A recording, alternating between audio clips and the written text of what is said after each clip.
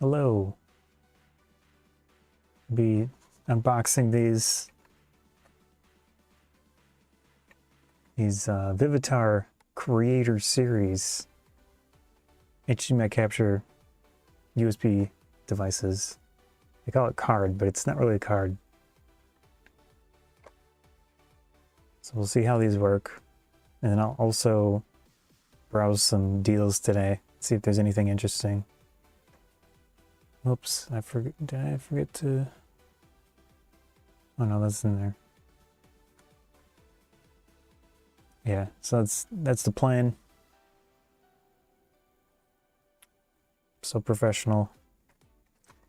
All right. That looks good. Pause that. Yeah, if you have any interest in talking tech, computer stuff, or whatever, the stupid RAM situation, you know, feel free to talk about that, and I'll respond if I see it. Let's see. All right, I'll have to also set up my hands-on area once I take a look at this stuff a little bit more in detail. All right, so I went, whoops, just slammed my elbow into the table. Oh, that looks very off. Yeah, I like HDMI capture stuff. They've gotten a lot cheaper over the years, but my goal is to have the main computer, but I want to do a stream where I'm using the main computer as the subject, and instead of having to transfer all of my camera stuff from the main computer to the one back here that I have set up, I have these two, and then I probably have a few other ones that I could potentially use, and I won't have to mess around with things quite as much. And I went to I didn't go to Best Buy, but I went to Walmart today just to pick up some things, and I was curious to see if they had these. They mentioned 3 of them in stock. They do have another one, which I did a stream on. It's a Monster branded, and that was like $20-something, which isn't terrible for a capture device, but it was also very odd how it had a non-standard USB cable. I have it set up, and I'm going to be using it to capture the camera in my hands-on area. But before I do that, I'm going to talk about these things. Anyways, I went there to see if they had these. I looked around, I didn't find them. I talked to one of the employees, and he pointed me to the clearance area. They were supposed to be $13 today on the website. They were originally $19.87, which this type of capture device, they're very common. You can probably find them on AliExpress and places like that for pretty cheap. So I wouldn't say this is an amazing deal or anything, but they were both $4, but definitely better than $13 or $19, $20 plus tax.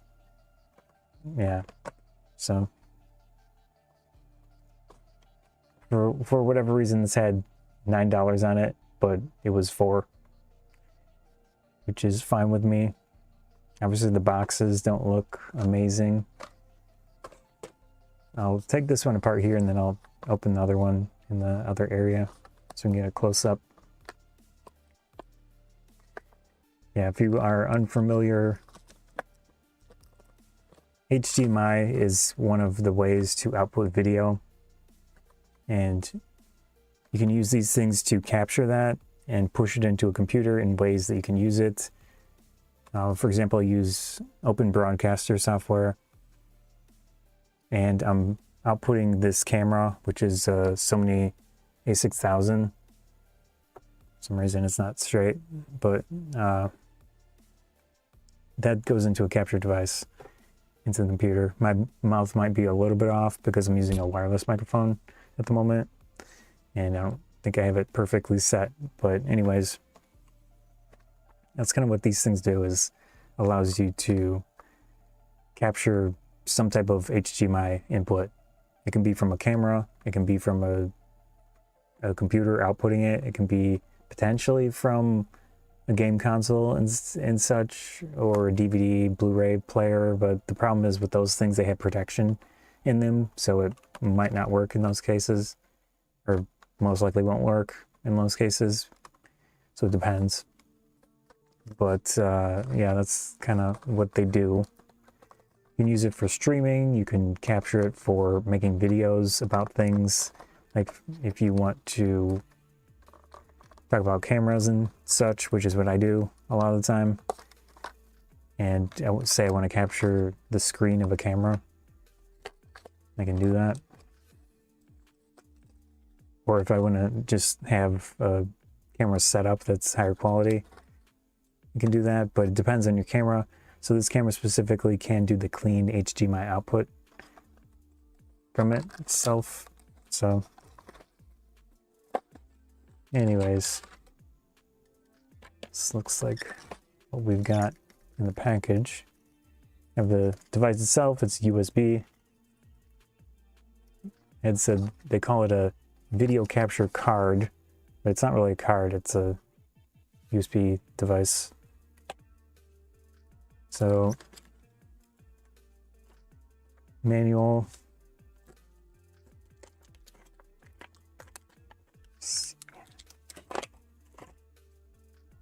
There it is. This feels like metal on it. Vivitar is the brand. The company, let me see, it's like Sacker or something like that.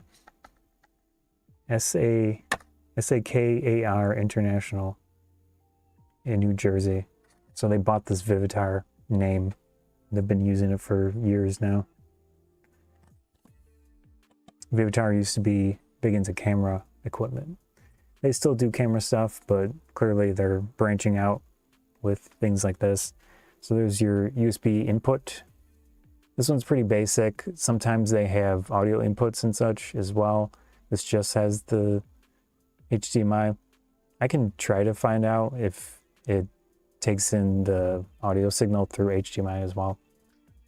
One of my cameras should be able to do that, but it also depends on what's reading the signal from the USB port. So that has blue on it, which indicates USB 3, but I kind of doubt that this is a USB 3 capture device. We'll see.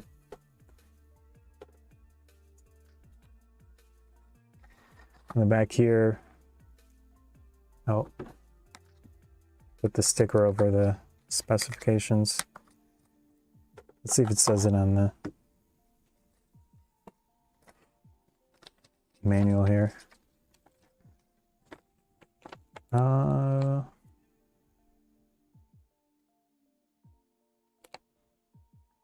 So HDMI input is 4K at 60 Hertz, which is 3,840 by 2,160 pixels. And the output is 1080p 60 Hertz. So that's 60 frames a second, both ways, potentially. Supported video formats, 8, 10, and 12 deep color video output format, YUV, JPEG, or JPEG. All right. And then it says supported audio format, LPCM. So it probably does take the audio from the HDMI port if whatever device you're using does that. So that's cool. Let me check something real quick. Okay, it does look like it's working. Awesome. Just make sure that my streams are working. Yeah. So anyways, I got this for $4 at Walmart in the clearance area. We'll see if it works. I'm gonna switch to my other setup just to get a closer look at it. And then I'll also try it out. It comes with extension, so a USB extension. But the interesting thing is this extension is a USB 2, because it's got the white connection point, and then there's a USB-C on the other side. So it's very unusual. This one's got blue on it. This indicates USB 3. So kind of odd that they would have it mismatched like that. So I'm going to assume this is actually a USB 2 device, but for whatever reason they put a blue connector on it. Who knows? Anyways, if you are lucky enough to have these in stock in your area at a Walmart, they're probably clearance right now. These were both $4, but it depends, you know. All right, I can still talk and move here because I'm using a wireless microphone. It's gonna turn on this other camera setup. It will turn on. There we go.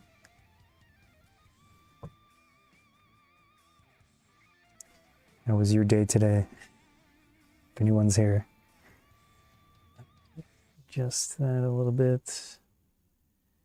I'll probably have to refresh the OBS thing so that it notices this capture device camera. There we go.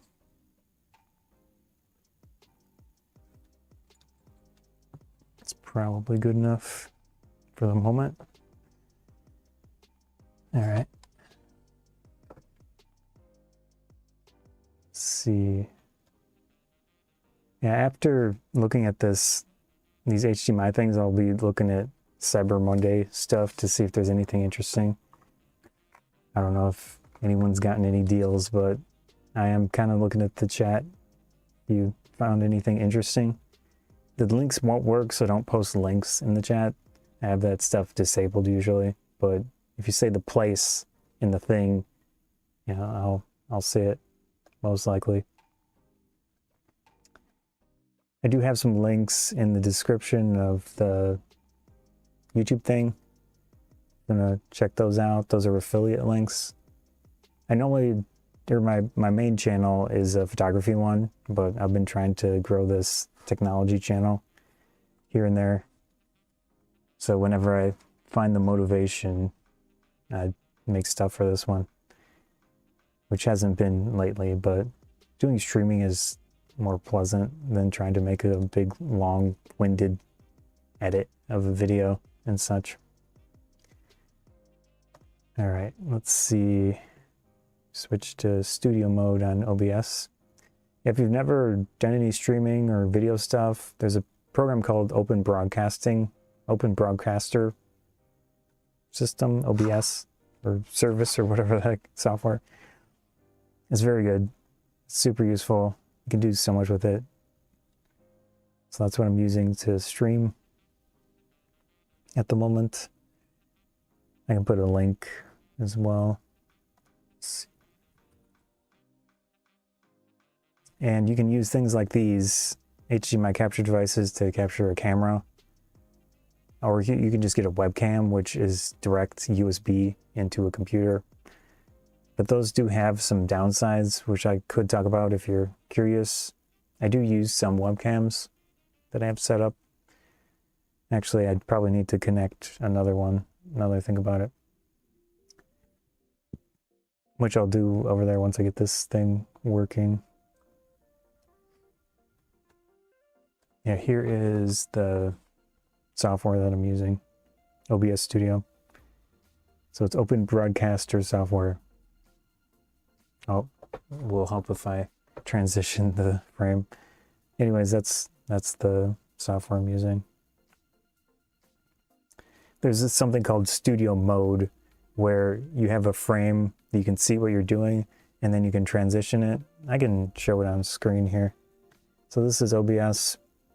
Here's the Studio Mode button. I have it set up differently, but you've got audio sources, so you can see my microphone, which is the wireless microphone I'm wearing. that is connected to the computer, and I have two screens here. So this is my preview window, and this is the live output when I'm in this studio mode. I have different scenes and different sources. So this can be different cameras. Again, with these capture devices, this is a potential input that you might want to use. So it's nice to have a bunch of those depending on what you're doing. Now, not all cameras obviously can output HDMI, and not all cameras can output it cleanly and stay on. A lot of older cameras weren't designed to run for long periods of time in those situations, but newer ones tend to be able to do that.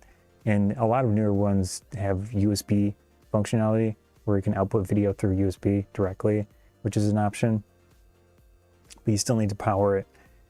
So with the camera I'm using here, this camera that you can't see, but I could potentially turn on another camera and show you what it looks like if anyone's curious.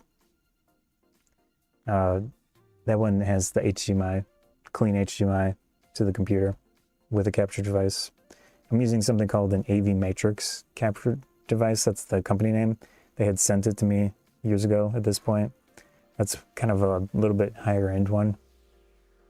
But these potentially will be decent. We'll see though. Anyways, let me, oh, it'll help if I keep forgetting to transition the screen. But yeah, this is the Sony a6000 with a 18 to 50 millimeter f2.8 lens attached to it.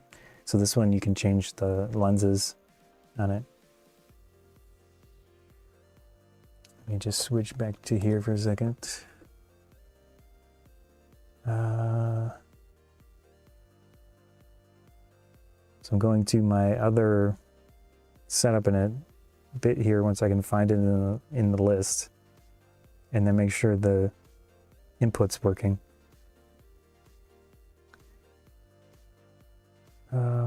Here it is. Nope. I'll have to turn it on and refresh it. So one of the downsides, it's not even working.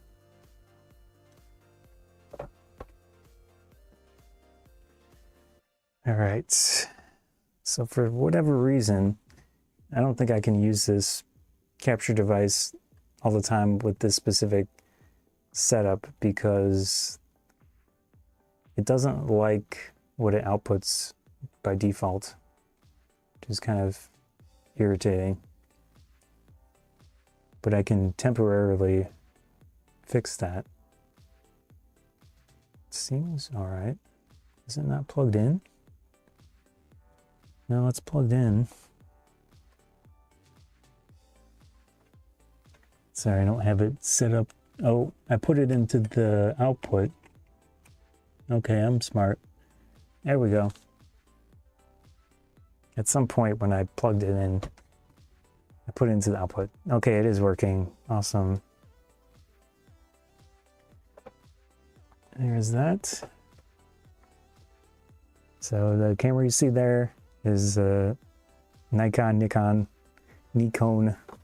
whatever, however you want to pronounce their company name, Z5 or Z5.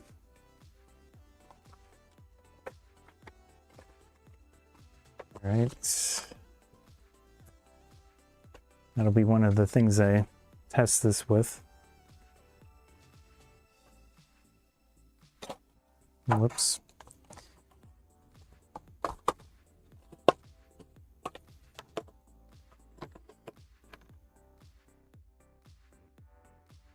Okay, that looks good. Just want to make sure that it's actually working, so I don't end up talking to myself.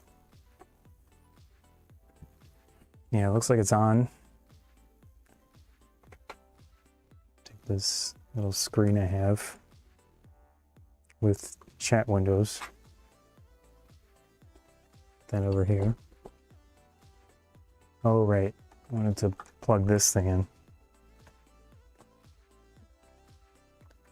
So I have another camera that is above this table, but I had it disconnected for some reason.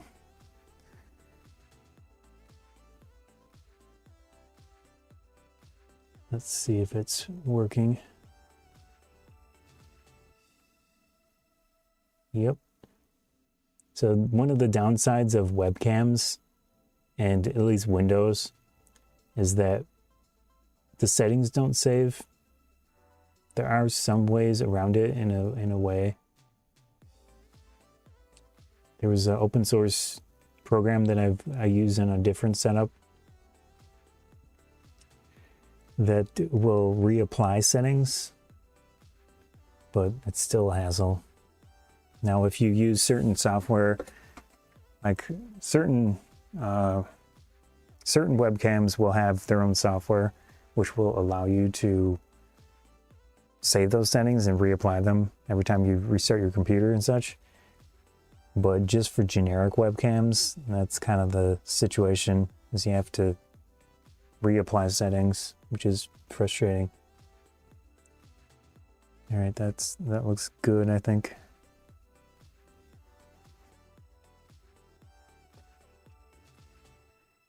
All right. See if I can get this down here. Got a little chat window. I would like to have another screen over here, or a tablet or something, so I could see it more easily. But there's the tiny little chat window that I have.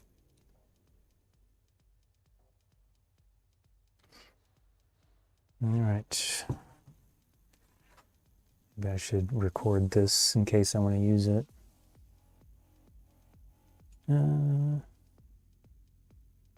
Yeah, might as well. Okay. So here are the Vivitar Creator Series. For some reason, they put different prices on them, but they were $4. So if you have a Walmart in your area, you could search for this on their website and check. I do have a link specifically to this product. Let's see what's under this label. Yeah, in the video description or on Twitch, it is in the chat pinned comment. So it was $4 each. And what you want to do is check your local Walmarts and see if they're in stock, because it should say that, and they'll be in, at least in my case, they were in a clearance bin. So it wasn't in the usual place that they stick this type of product, but it was in the electronics area. Oops, here we go. I'll leave the other sticker on there.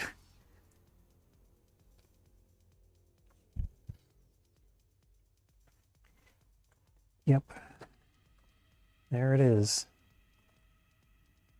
Camera is in manual focus mode. So you got your device itself, and then it shows different things you potentially would want to do with it. Now, I'm still not sure about the whole console thing. The only console I have is a Super Nintendo, so I can't really test, you know, new consoles, but there are some, yeah. Maybe there's no type of protection, video protection stuff for that, so I guess that makes sense. Yeah, game consoles should work when you want to capture that and push it into a computer for streaming or capturing your footage for speed runs or something. You could do that. So this one claims low latency. A lot of these ones of this size, I feel like, tend to be not amazing in that case. But it did come with a little extension thing too, which is kind of cool. But like I said a few minutes ago, it's a USB 2 one. It has USB-C on the other side, which is kind of a rare connection still for computers. Mine does have a port, a single USB-C port, but I'm using it, so I won't be able to try that. Obviously, all this does is give you an extension, so it's not as awkward to plug into the computer, which I can actually show you plugging in a little bit here. Let's look on the back. So this describes what the point of this thing is. It shows the included accessory. You basically want to, say, put it on a laptop or a computer, game console, camera, video recorder. Pretty simple. Now it claims that it can handle 4K input. So one of the downsides of this one is that there's no pass-through. It's just the one HDMI port. The other one that I'm using at the moment to capture this camera does have a pass-through, which is nice. So if you were to do a game console stream or something, you might want to look for a HDMI capture with that pass-through feature on it instead of something like this. And Walmart has that other one too. It's just a little odd how it's set up. I could show you a little bit here, although it's kind of dark. Oops, zoom in. It's dark, so there's the USB. Yeah, it's too dark. I have to adjust my settings here.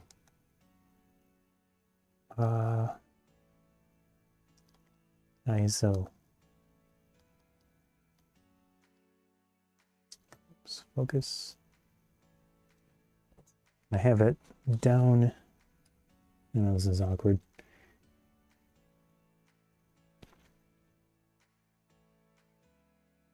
There it is.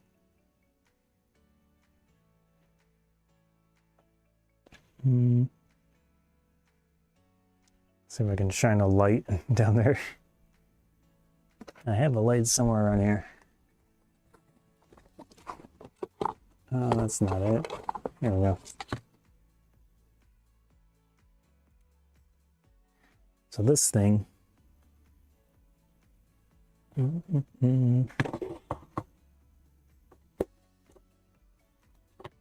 Whoops.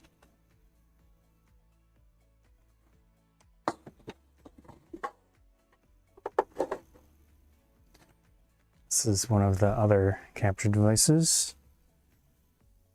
Trying to make sure if it's on screen. Well, I cannot see anything here.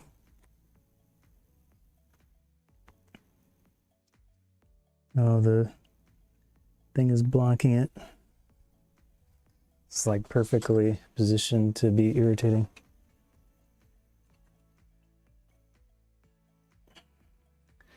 Yeah, so in the back, or I should say in the front, there's the additional port for pass-through. And it's kind of visible.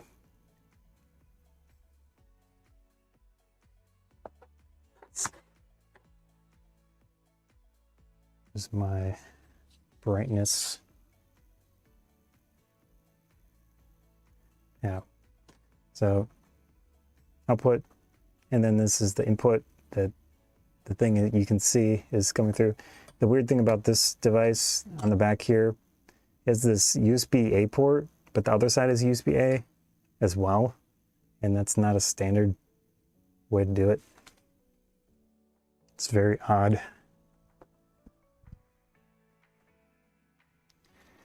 Anyways, change my settings again.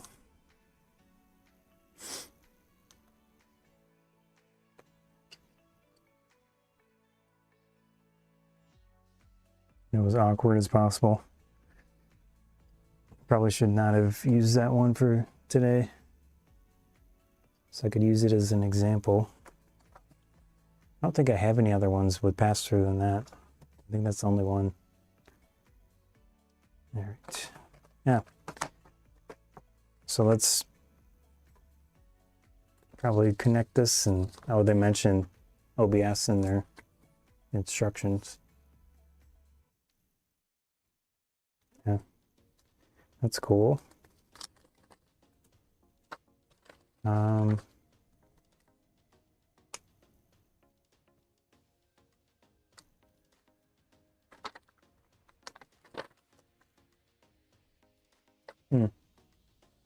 They even give you a little tutorial.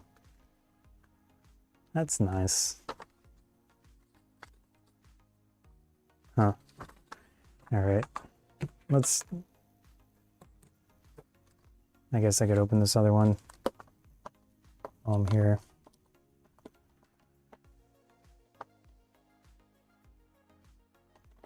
Come on.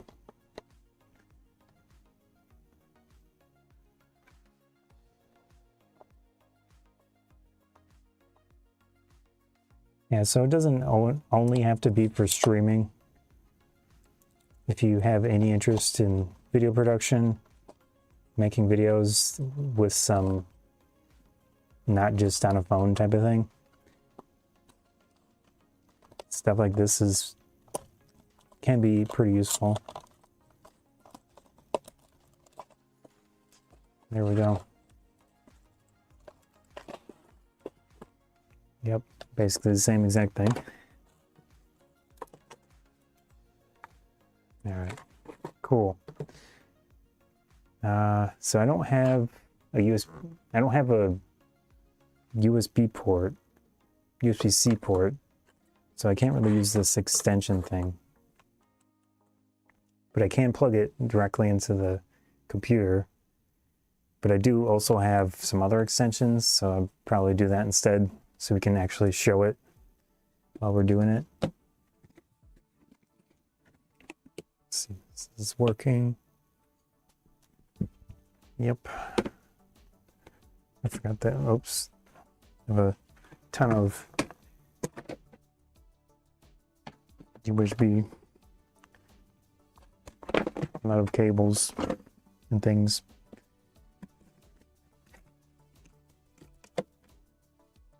Let's see. I do have a USB 3 extension. So this is what an actual USB 3 extension looks like. It's got the blue connector. The color does make a difference with USB because it indicates what type of cable it is, or port, if it's on the computer. Yep. So we'll use that instead.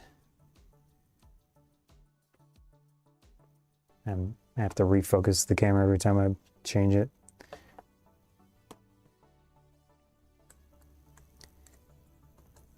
All right, there it is. So I'll hook this up to the computer, which we can show here.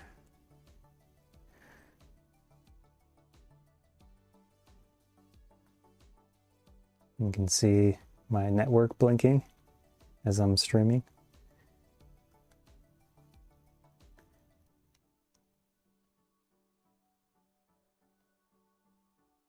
It's probably good. Yeah. So this is a MSI X670E gaming Wi-Fi motherboard, and that's the USB configuration in the back. So I will connect this to one of the ports here, and I use one of the USB 3. So you can see these are blue. These ones are black. So this is the original USB 2, or maybe even USB 1, but I think they're USB 2. Speed, specification. And then these blue ones are the USB 3. These two here that I'm using are the red, but they're like higher power ones. So if you do have a device that potentially requires more power, use the red ports if you have them. So in this case, I'll put this in here.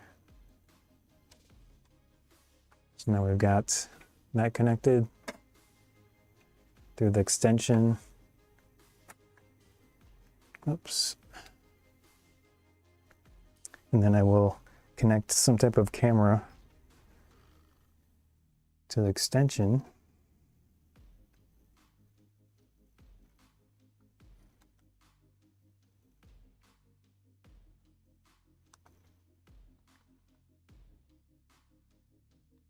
There we go.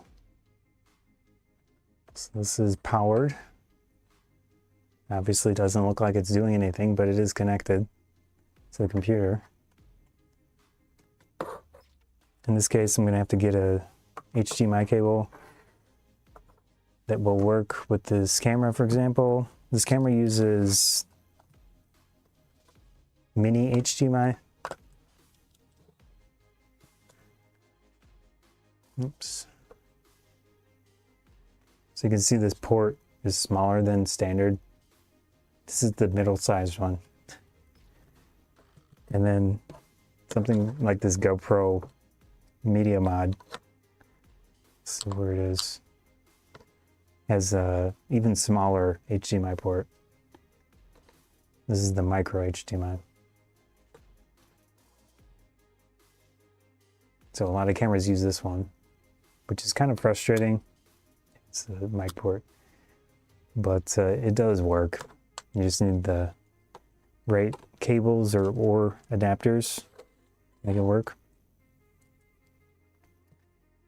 So in this case, I need to find a proper cable. I've got another container of stuff.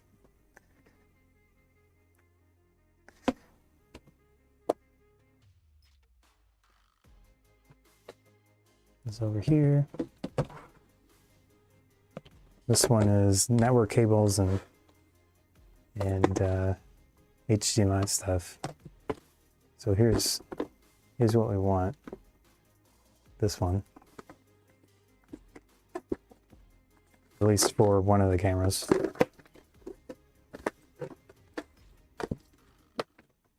I also need a micro.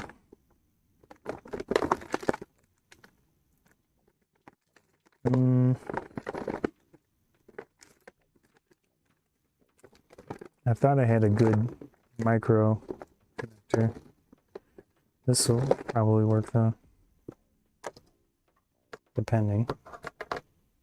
So that's also a micro to standard.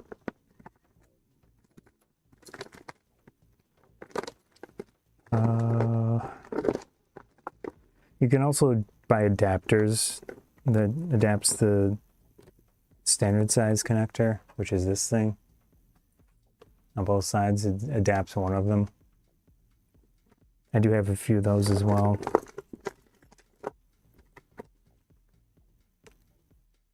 Oh, this is a mini as well. Right. So many things. I'll get one of the small ones here.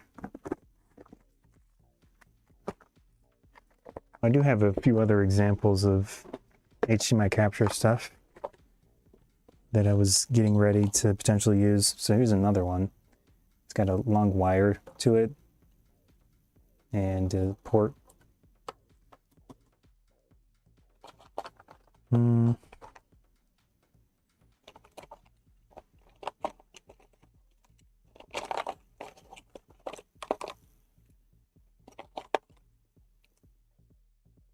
This technically worked. This is a standard to micro.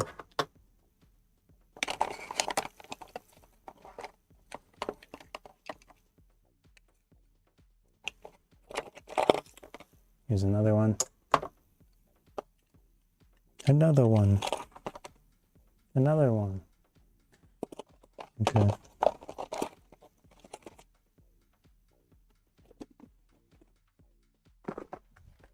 Looks like a bunch of junk.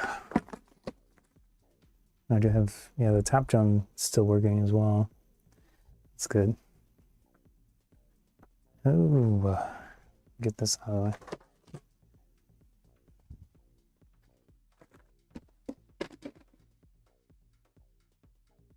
If you have any questions about what the heck I'm doing, it's just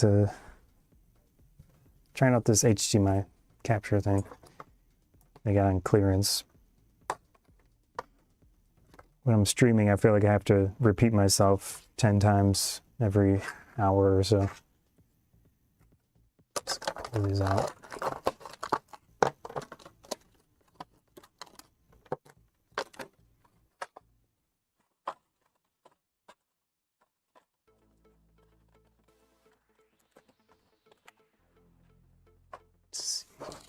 rid of this. Yeah.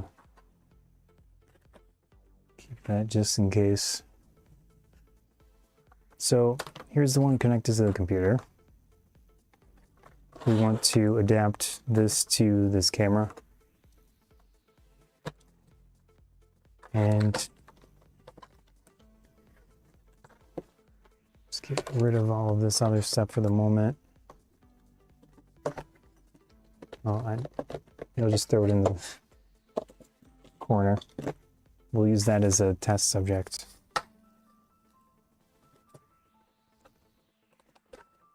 That's good.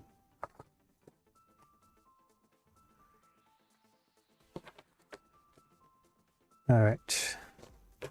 So obviously standard HDMI port goes in there.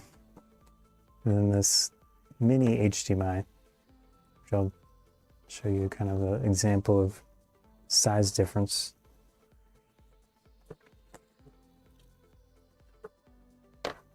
Not a lot of stuff use the mini port these days, or maybe in general, but yeah, that's the mini port, standard mini. And then we've got micro. Oh, how's it going? Whoops, I should have increased the size. Chicago snowstorm? No, in my area there was a lot of snow. But I don't know if it was as bad as Chicago.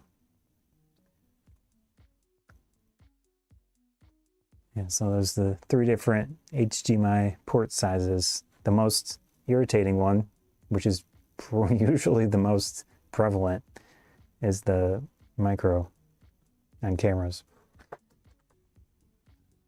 Oops, I'm gonna increase the size of my little chat window because it is tiny.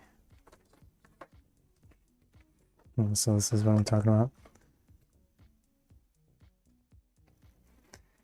That tiny little bit of text. And I need to think of other solutions for this at some point. 2, 3. Let's see. 1, 2, 3. That should be good.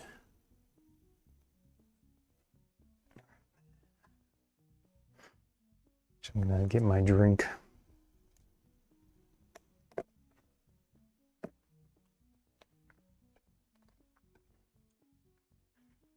All right, it's a little bit better.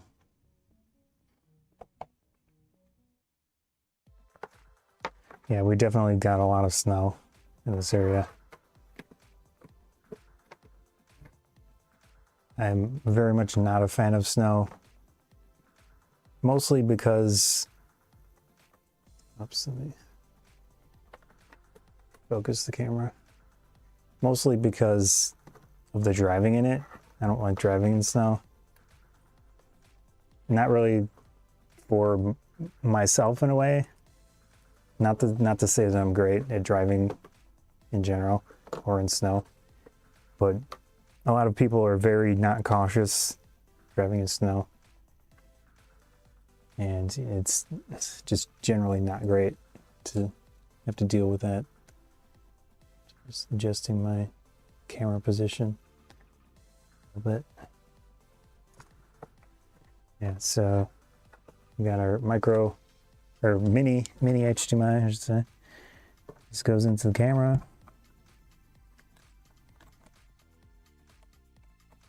There we go. Let's see if I have a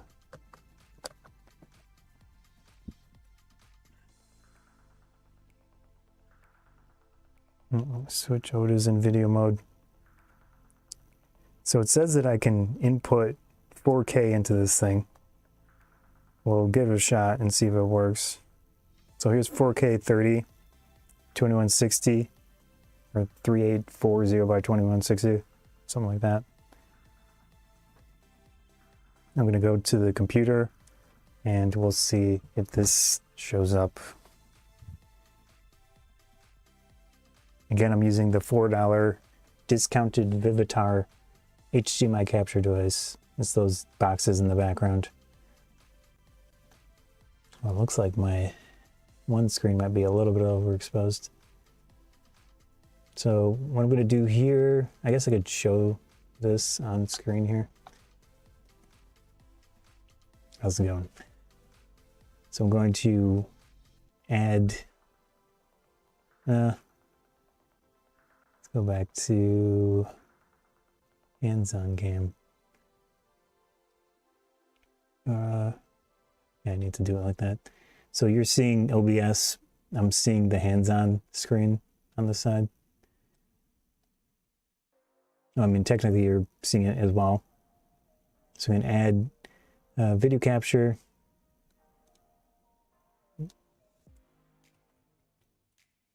Vivitar.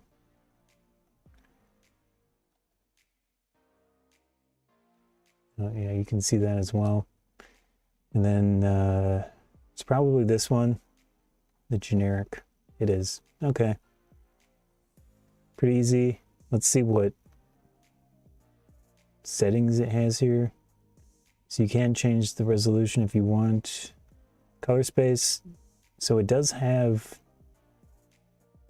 good set here. I usually pick this one, 709, for the color space.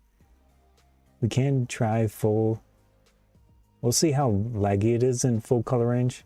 Sometimes these things aren't great for that, the cheapo ones. All right. Put this up here.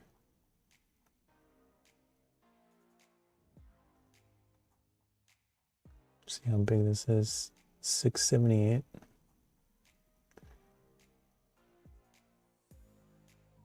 Close enough. All right, let me transition that to the view. Cool.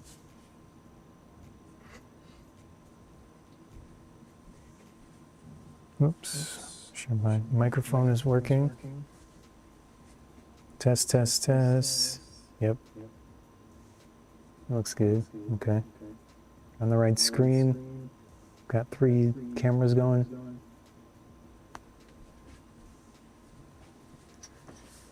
There we go.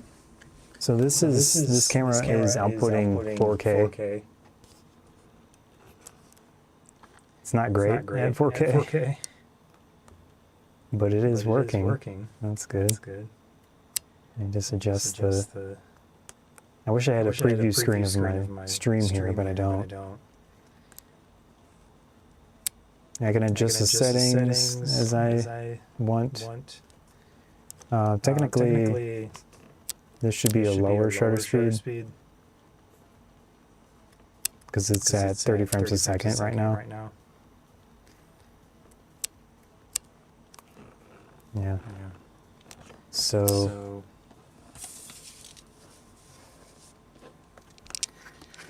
any quality issue would potentially be the camera, because this camera has a lot of rolling shutter in this mode. If you can see the wobbliness, like jiggliness.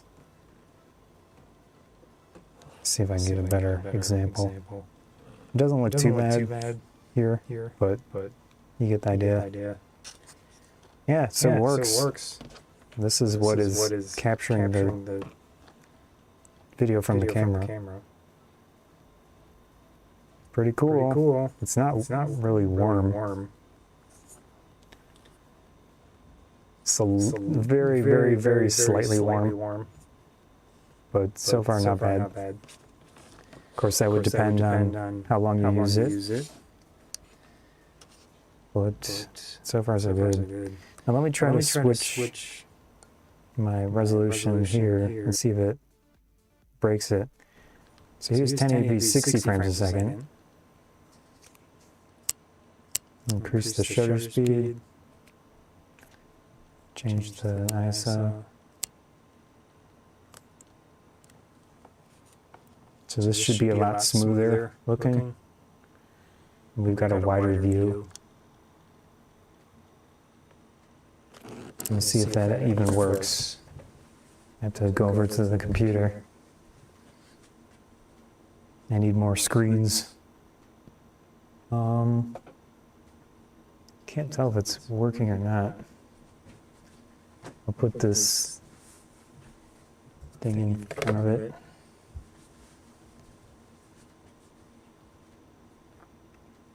Oh, it is working. Awesome. Okay, that's easy enough. Yeah, so I swapped the resolution of the camera and it picked it up without issue. One thing that I can do here is turn off the camera and turn it back on and see if that makes a difference. Oh, I do have stabilization, both electronic and sensor-based, enabled at the moment. So if we turn this off, that gives us a little bit more room, but it's probably less stable.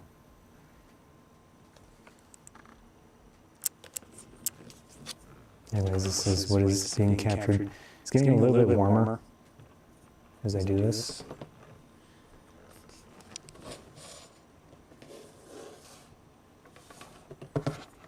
I did it in a way that the label would show on the top. Anyways, so I'm going to turn the camera off. And try to reposition things slightly.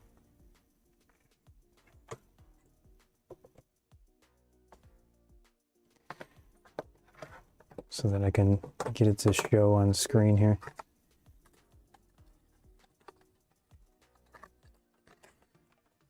Whoops. Yeah, obviously most people would probably try to use this with a game console or something. As I mentioned, I only have a Super Nintendo and that's not HDMI. So I don't really have a way to test that. Sure that's plugged in. Yeah, looks good. I'm gonna turn it back on and put this in here so that I know if it worked or not. Turn it back on, let's see if it updated. It did, very cool. So far, the Vivitar is not bad. It's a little tough to figure out if it's decent with refresh rate and everything. But it's running in full color.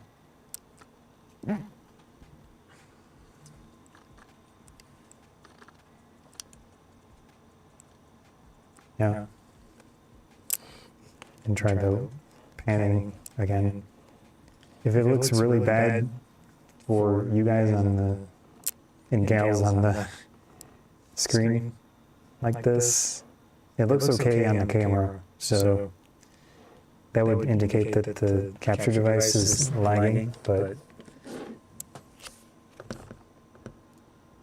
anyways, so that's pretty cool.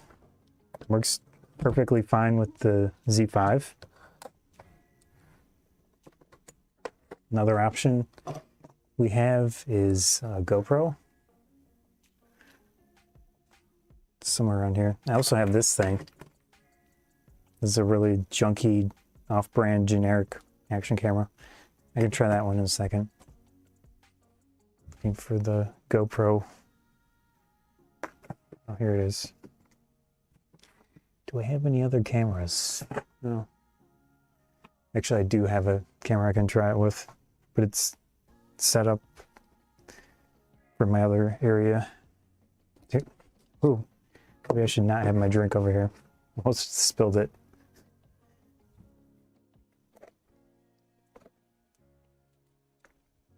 All right. That was close. Now this is a GoPro 9. It's a little dirty. I'll use this for POV style videos, doing photography. A lot of the time I go to conventions and things like that with this camera. Usually I'm using the Max Lens mod, which swaps for this glass thing on the front. But yeah, this camera has been well used at this point. Still working. So if you want to output HDMI from here, you need the media mod, which is this thing.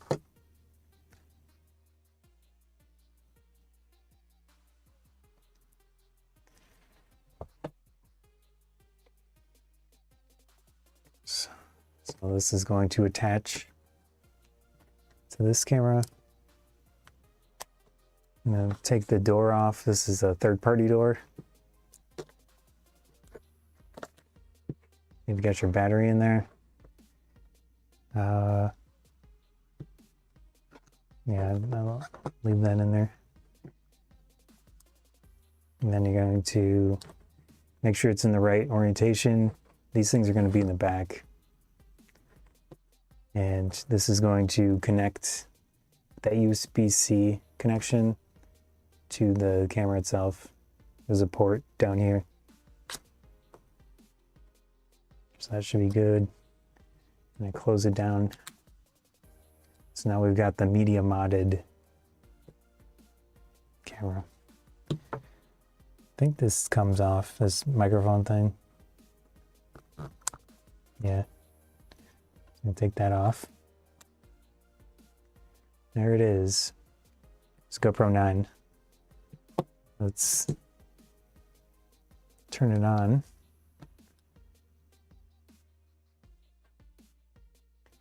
Hello.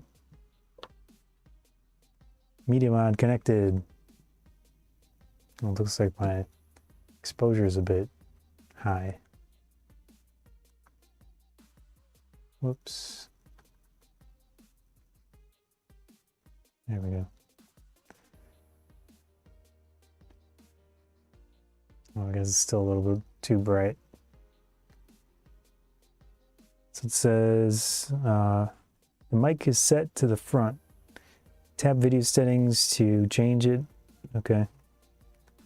That's nice. So this is in a, I have it in an odd mode.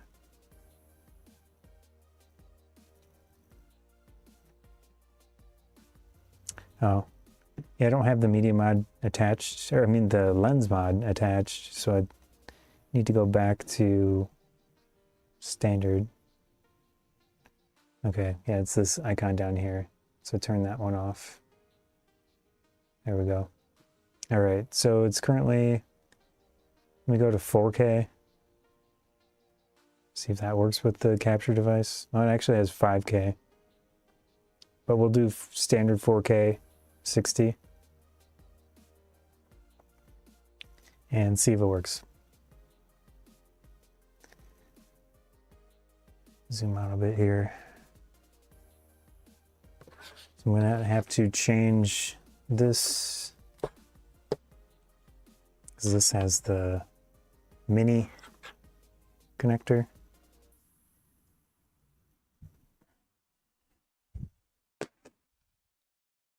Actually, maybe I could get a shorter cable. Oh, one of these should work. Let's try this one. I don't know what direction this is gonna... Oh, perfect. No, wait. No, this is not perfect. That is not perfect. This thing, maybe? Okay, that's a standard. Oh, no, this is not as well. Okay. Have to dig through my cables again. Ouch. Let's see. Got this. Got this. Oh, here it is. This one's good. So this is a longer one that's converted to the micro HDMI.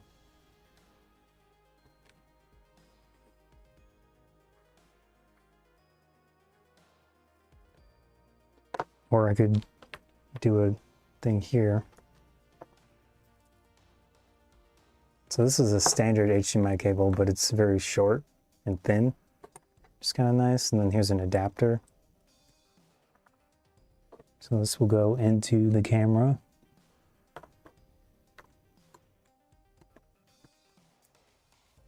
There we go. And then this will connect to the capture device. Oh. So the screen went dark. I assume that means it's working. Oh, it says something. I cannot read what that says. Touchscreen, button control, press mode to cycle through options. Press shutter to make a selection. Yeah, this is kind of not great because I don't have a screen to do that.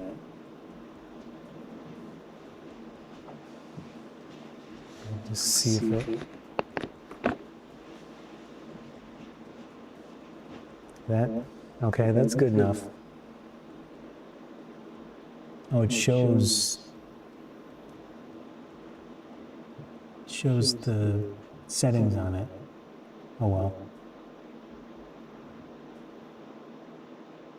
Well, it works. It's outputting 4K 60. That's cool. And of course I can move it around a little bit. But GoPros do not have focus, so it's a fixed focus. I know I said that weird. Anyways, it's fixed focus so that when you move the camera or you want to focus on something else, it doesn't matter with this type of camera because it doesn't change, is what I basically mean. Because cameras like this, there's a focus motor inside the lens, and then when you tap on different areas of the screen, for a camera like this, it's going to change where it's focusing based on what it sees with something called phase detect or contrast-based focus techniques on the camera.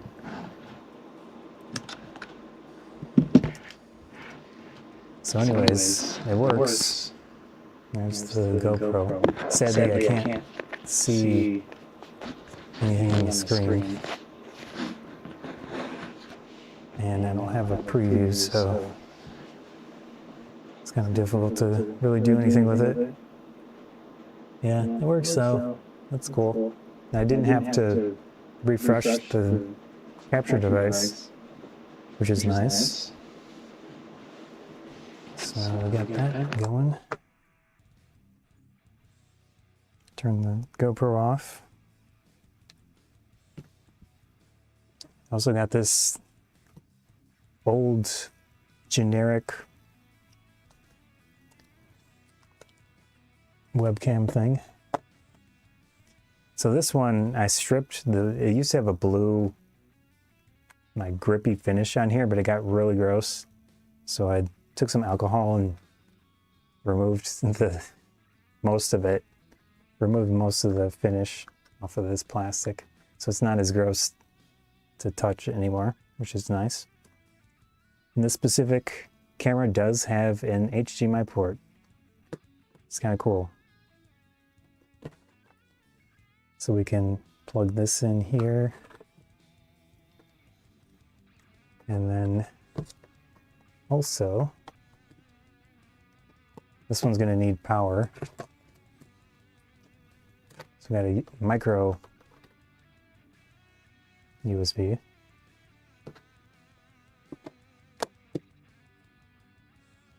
The downside with this thing is that you can't remove the information on it from the HDMI output. So it is technically usable in some ways, but you would have to crop out all of that stuff.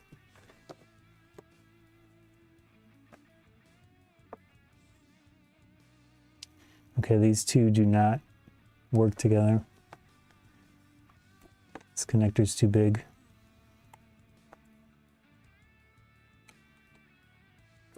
Let's see if I could have another option here.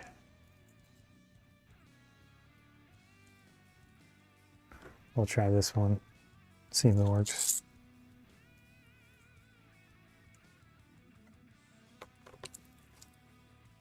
This is basically the same thing, it's just that it has a built-in adapter.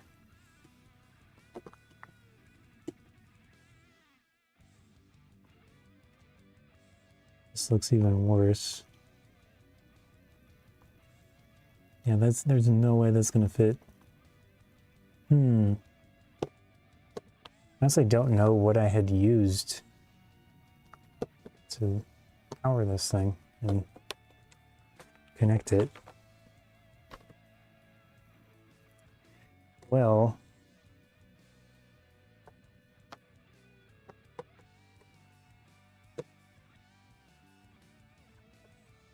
let's see.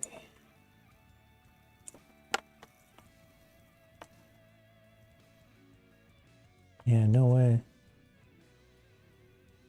If it had very thin cables, could have sworn I did try it before, but I don't remember what I was using. The different cables. Let's see. I don't think I have any other adapters.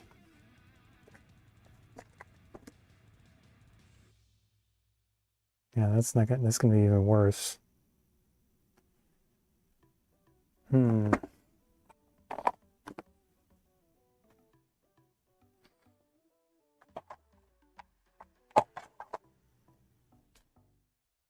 think that one's even worse.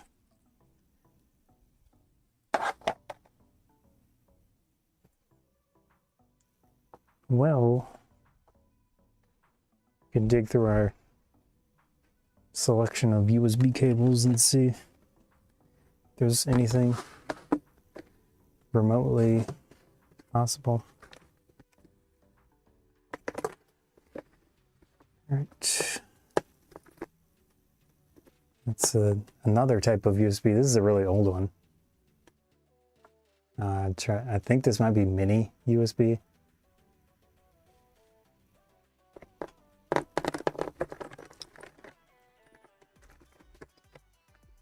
Oh, I have an extension in here. Interesting.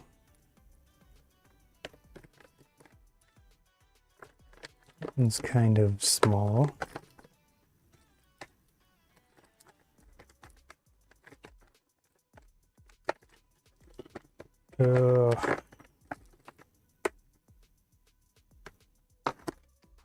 This thing.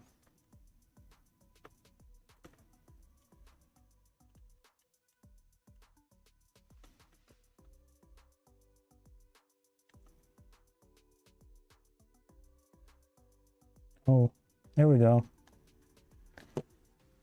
Oh, it's so short. Well, look around a little bit more.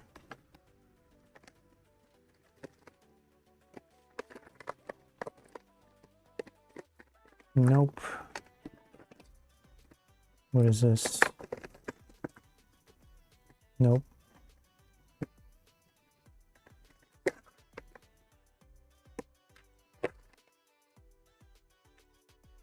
Oh, this one's probably better.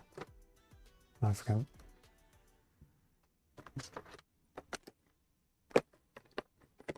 All right. Getting tired of talking.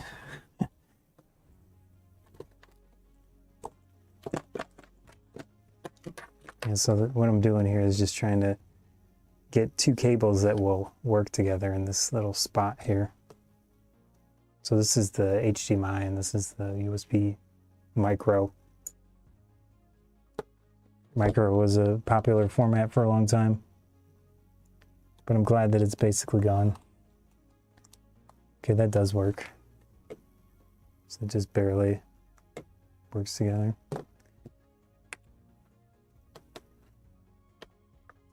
So in this case, we can power this thing. Where is it? It's a standard USB power brick. Obviously you need something capable enough to power a camera. There's no battery in this thing, but it is able to work without a battery.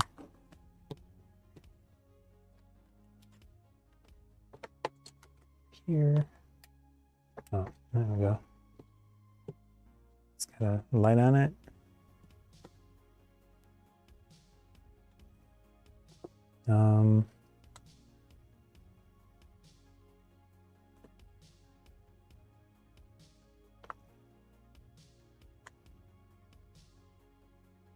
Let's see if I can turn this thing on.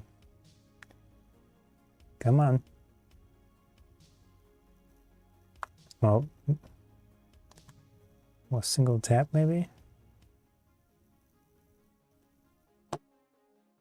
So the screen is not cooperating, but let's see if it's working or not. Oh, it just automatically works. Okay.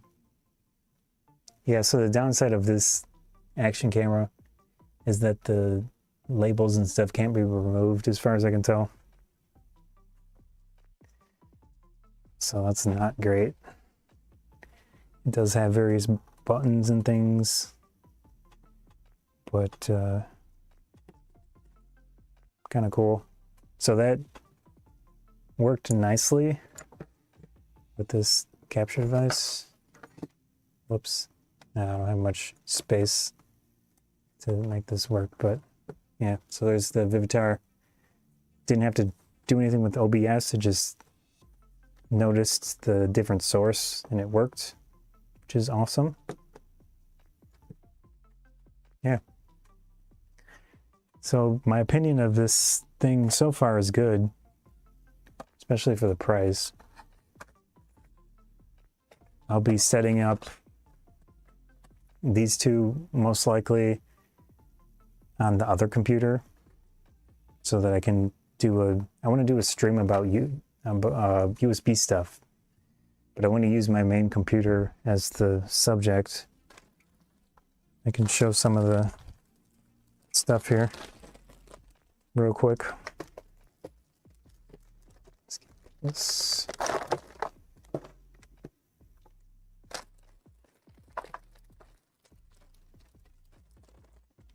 here's a USB card.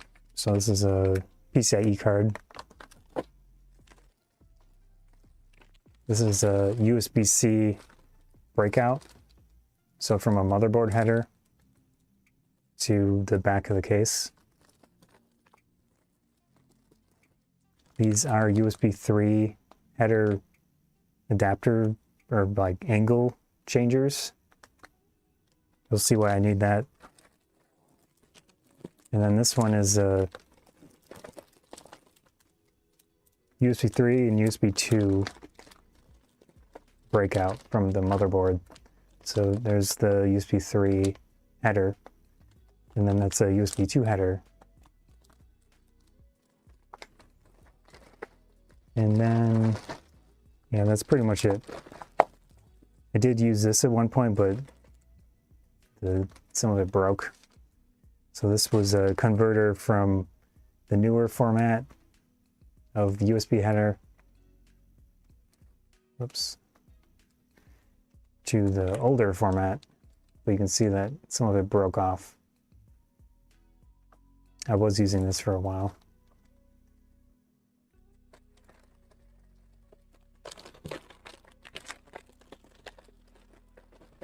Yeah. So I think that'll be fun to install this stuff into the computer. I just need to set up the other computer to capture this computer while I'm doing it. Anyways, that will be fun in the future, hopefully soon. I just need to do something with these now, and like I said, I do have, so I got this And that one, I do have another one, but I'm actually, oh, what I can also do is connect this to another camera real quick and see if it works. Just swap the one that I have in there. This is basically set up. So I can show it on screen here real quick. So this is another one that I have. You can see it's very generic. It looks almost the same. They're both metal. So I would assume these probably came from the same factory or something at some point, but this one's obviously much older. It's probably pretty similar, but you can see there is some difference. The older one that I have, actually a friend gave me at one point, it's got the white connector to it. This one has the blue, the Vivitar one, but they're effectively very similar.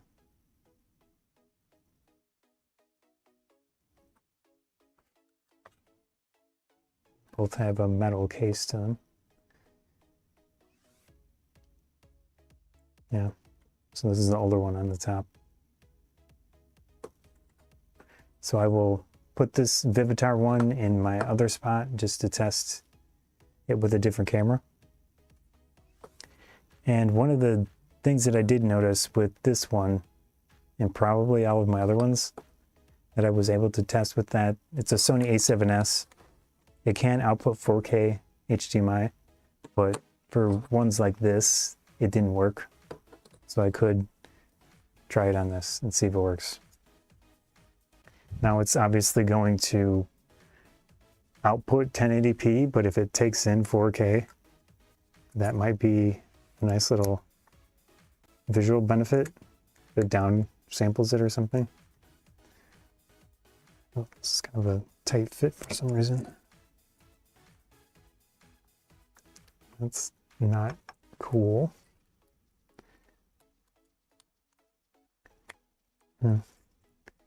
HDMI port was a little weird for a second. I might have been pushing it in on a strange angle or something. Okay, this looks like it's on. Oh, I've got that going in the transition that. And I can go to my other screen here. So up here, I have another camera. I just turned it on. Let's get to the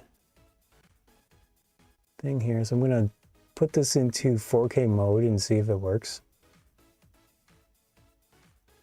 Like I said, this is a Sony a7S original. Go into the menu. And I have to figure out where that was. I don't think it's in there. HDMI settings. It's in the briefcase menu. I know that's super helpful. 2460. Control for HDMI. Oh no, that's not it. Menu. It's grayed out. Yeah, I don't think it's able.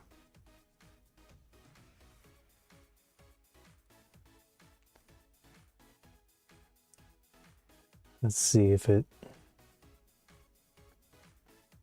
works here. Video capture device. Vivitar 2. Let's see if I can use two of them at the same time. Yeah, it shows. Oh, it would help if I. That's my fault. All right. So I need to connect it to the computer first. Yeah, that's my fault. Okay. Discard. Let me check this again. I turn the camera off, turn it back on.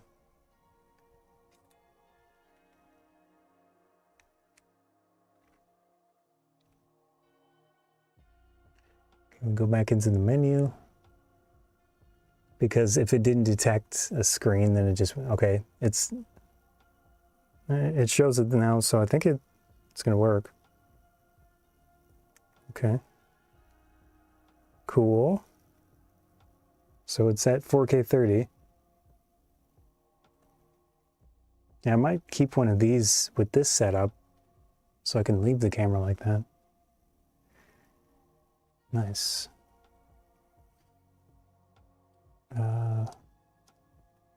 So now I'm going to, I guess I can show this on stream here. Trying to think of what mode I can do this. This one. Face cam. Yeah. So here's OBS. I'm going to add the other camera.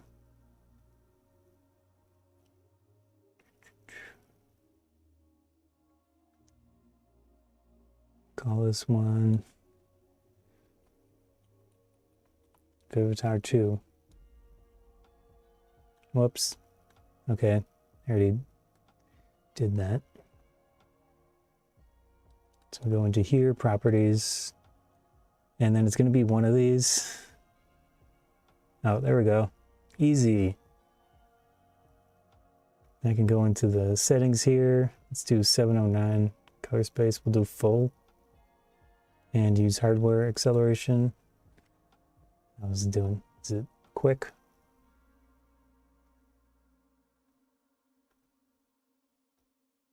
Well, technically you should be able to see this on screen. So this one is also in manual focus. But as I make sure I don't have anything weird anywhere. Don't need that. There's lip gloss.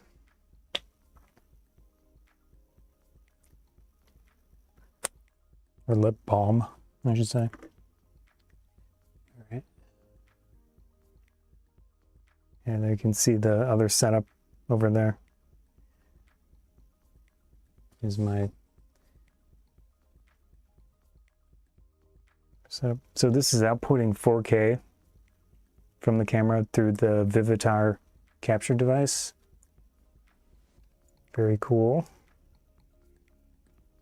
And that's actually using a USB 2 extension cable going into the computer, but the port is a USB 3 port that I connected it to. Seems quick, decently. You can see the two cameras. Does it make a difference? I don't know. Let me add that camera to this view here. So that would be Vivitar 2. I can put it over here. Yeah.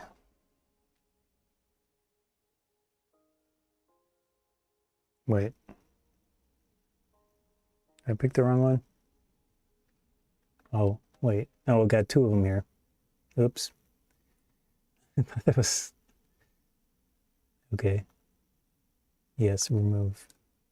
There we go.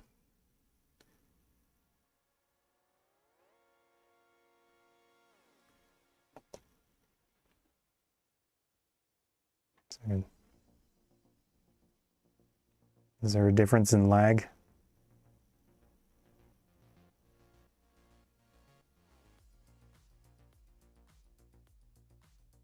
Is one of them quicker? I think the A6000 is faster, but it's not doing 4K. Okay, so this camera here, that said 1080p 30 frames a second. And then the back camera now is at 4K 30. So it's kind of at a disadvantage.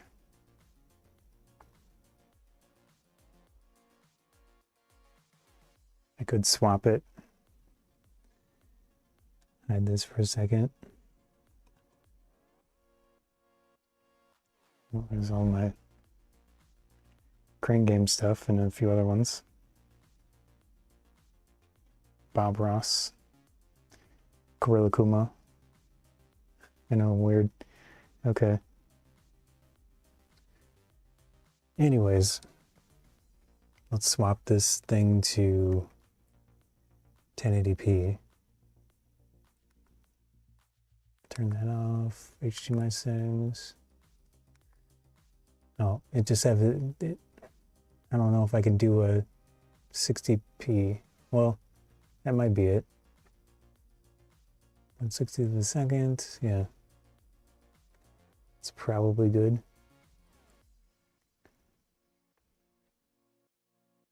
All right. Okay, it just redid itself without issue, it looks like. So, is that any different?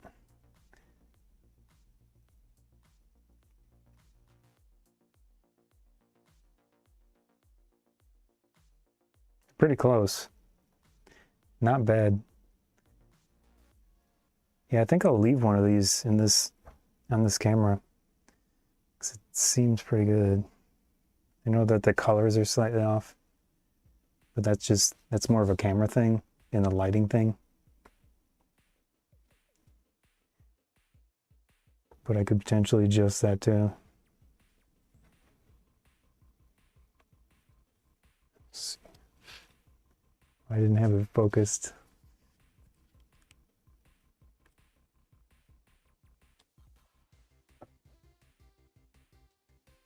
Yeah, nice.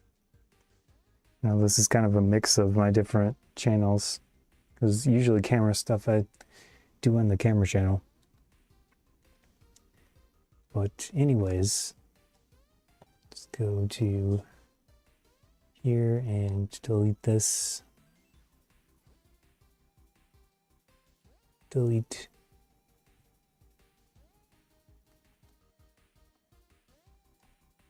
There we go. All right, so now I'm gonna look at some deals, look around and see if there's any interesting stuff going on with Cyber Ring on Monday. I know I said it.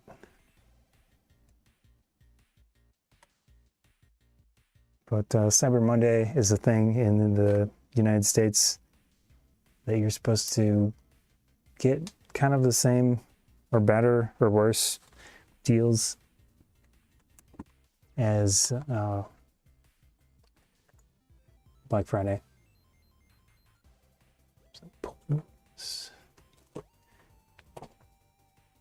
Which is the Friday previous, a few days before Cyber Monday. All right, I'm gonna switch to my other microphone as well, so I don't have to keep using this wireless thing. For my camera photography channel, or whatever you want to call it, I'd like to do a video, which I recorded a lot of stuff for on these microphones. Whoops, still have that thing on there. Move. All right, turn off studio mode because it's kind of confusing. So this is the CM28 from Newer. They apparently have a pro version of this. I don't know what the difference is, but this is the transmitter. You can record internally in this. It has 4 gigabytes of storage per transmitter. And then I have a receiver connected to the computer. So that's what I was using to, or I currently am using for the audio, but I can swap it.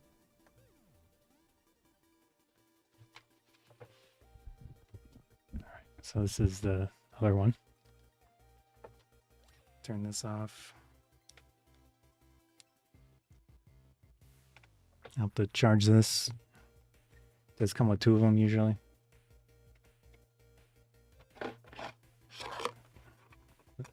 Other one in here.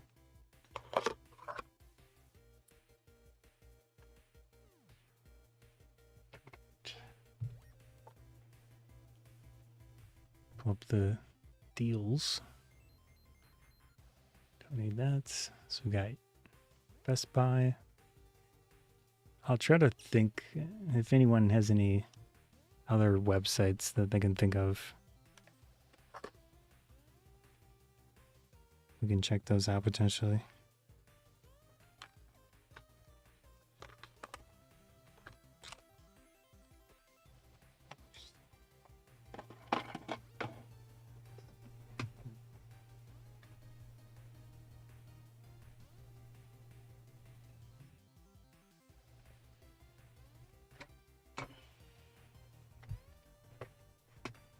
All right. So that was fun.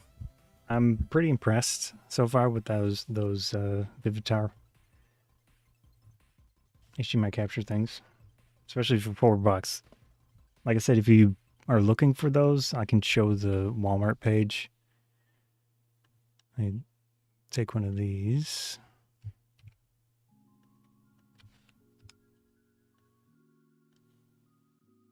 And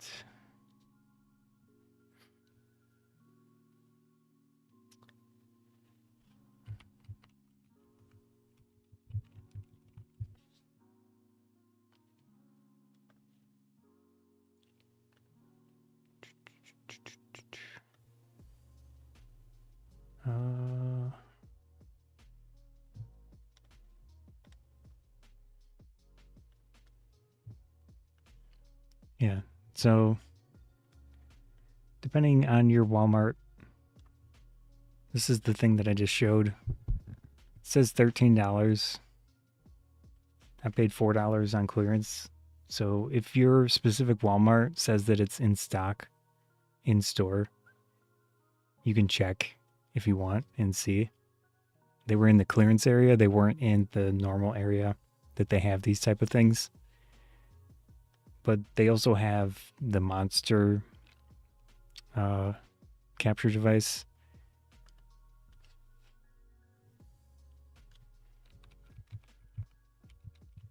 Which I did do a stream on. So this one's okay too. And it has the pass-through feature, which is good for gaming stuff.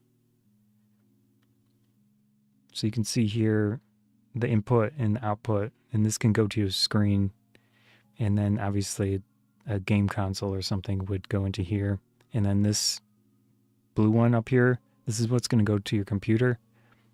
It includes a USB-A to USB-A cable, which is very strange. This is not a standard. Oh, how's it going? Yeah, I did a hands-on with this Vivitar HDMI capture device that I found at Walmart for $4. So I got 2 of them. They were on clearance. It works pretty well.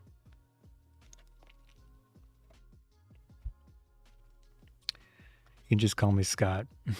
The reason that I have it Scotty Photon is that it sounds better when you say it.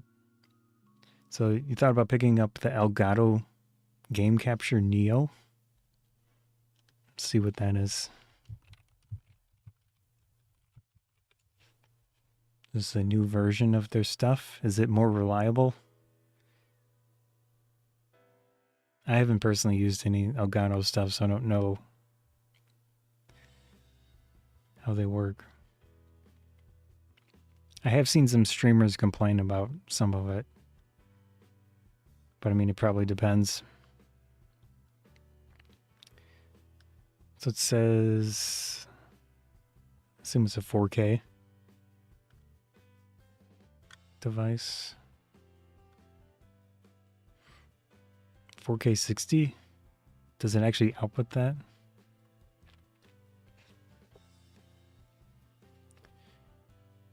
So with this cheap Vivitar thing, it was, whoops, that's the wrong page. It was able to capture 4K 60 from a GoPro, as far as I could tell. So I used the older HD 60 Plus. After ripping in and out 100 times, the signal goes bad. But just plug it in permanently, it should be fine. Oh, okay. So maybe the port doesn't handle a bunch of use. That makes sense. I connected this thing to GoPro 9 with the media mod, so that did 4K 60 as far as I could tell. I connected it to a Z5 doing 4K 30. That was fine. Obviously, it's inputting 1080p to the computer, so it's not going to be 4K.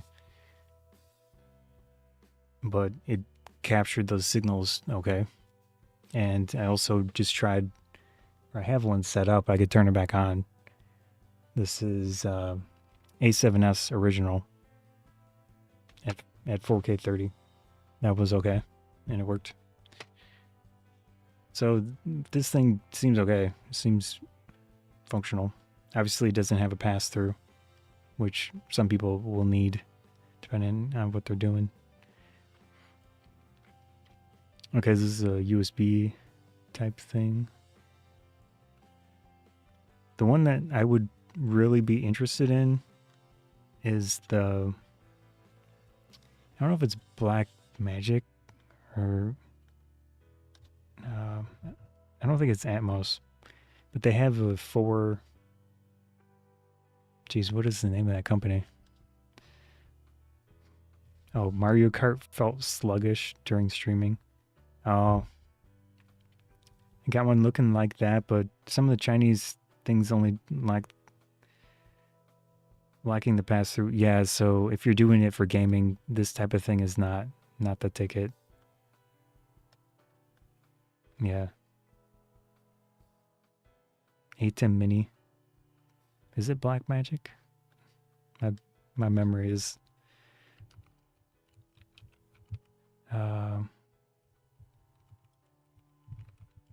there's a 4-port one that I would like. Oh, it is Black Magic. Jeez. I thought I was going crazy.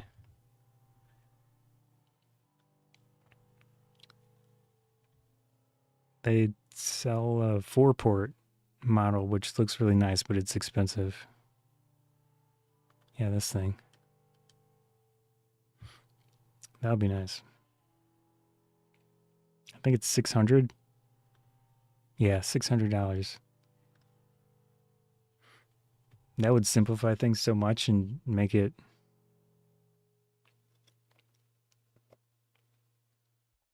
Oh, mini switcher. If you're gonna use one at a time. Okay. Yeah, that would be cool too. But having multiple like this would be really nice, and they would be all standardized. Even better would be. Oh, Elgato has PCI capture cards. Yeah, I've seen those, but do they do multiple? I think there's a 4K one I've seen. Anyways, I'm not going to buy this thing, but it would be nice to get the 4 standardized. Oh, okay. That would be cool. So it says up to 4K 30, 12-bit, 422, all modes. Yeah, that would be nice. And then if you could get the same cameras as well, everything would be synced by default, pretty much. Because, I mean, actually, that might not be true because I don't know if cable length would matter with sync. But if you had 4 cameras with different length HDMI cables, I do wonder if they would be slightly off if the cables aren't the same length. But you could always use the longest length for all of them. And then hopefully they would all be the same. Getting the Blackmagic Studio Cubes would be awesome. with podcasts. I'll have to look that up. Oh, they're doing cyber stuff too.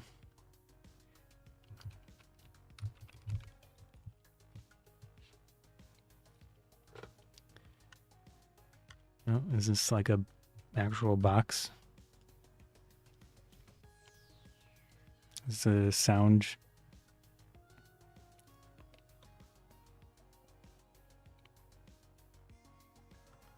Oh, it's a camera. Whoops. Ads. Never mind.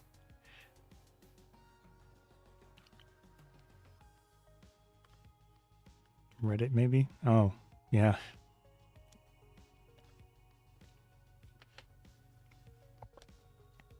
Yeah, that'd be nice.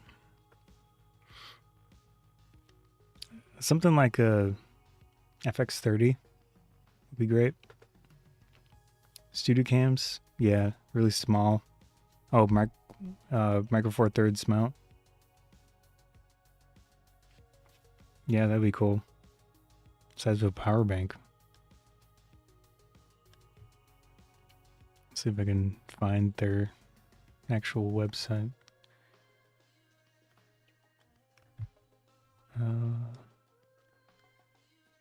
Oops, what is this? Oh no, it's separate.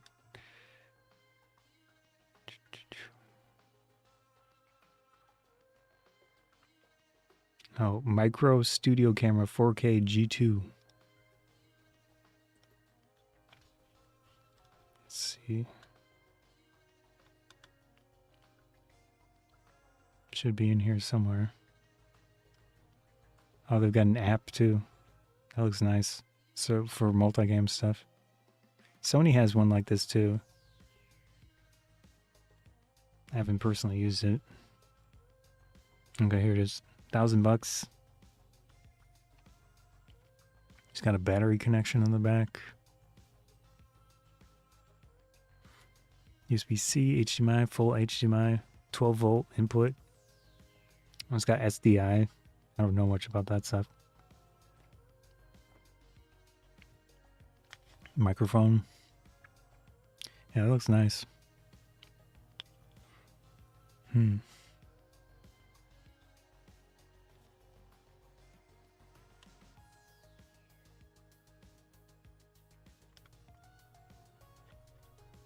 Looks good. External mic.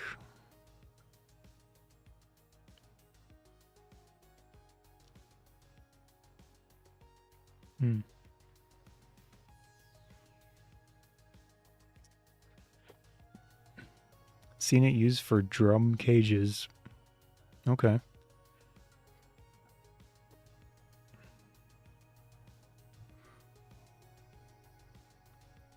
Yeah, it looks cool. I had never seen this one before. Oh, it can external discs and Ethernet control. So looks like it can record to SSDs. Stage mounted. Yeah, that makes sense.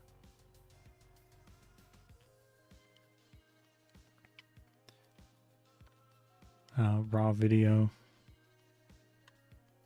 I mean, if the price for what it is looks decent too. For me, I would probably go with something like an FX30 because I'm used to it. I don't know. I really do like autofocus, but I honestly don't use it that much. So for the back camera, that's in manual focus. This one's in autofocus. So maybe for some situations it would make sense. As long as I could do a press to focus, it'd be nice.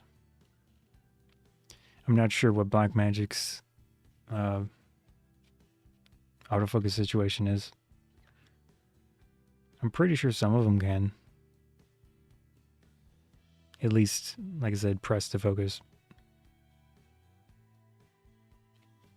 Let's see if it has the connection points.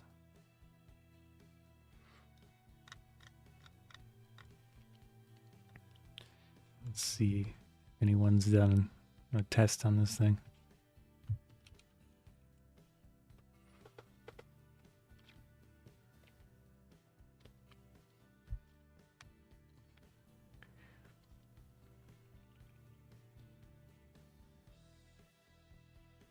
Push to focus with the Metabone speed booster.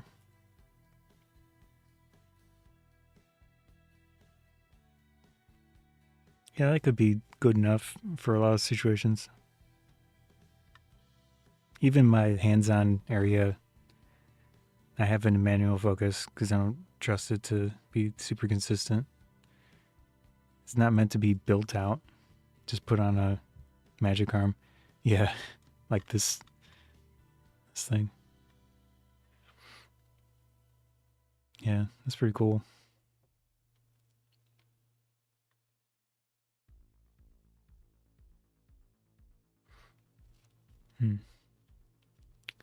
All right. So I'm on my tech channel. I should probably look at computer deals and see what we got there. I could also look at camera stuff. Take this, put it up here. That would be nice though. That 4-port one. All right. Woot. I haven't bought anything from here in a long time. I was thinking about getting a tablet for chat stuff. 1 or 2 tablets eventually, which I think would be nice. So you're saying, okay. I already read that one. Yeah, I was thinking about tablets might be good for live stream chat stuff. Just basically the little computer and a decent sized screen.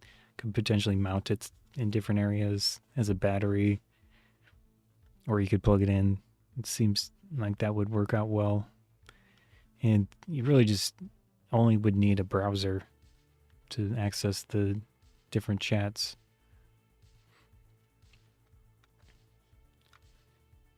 I did notice in I bought a cheap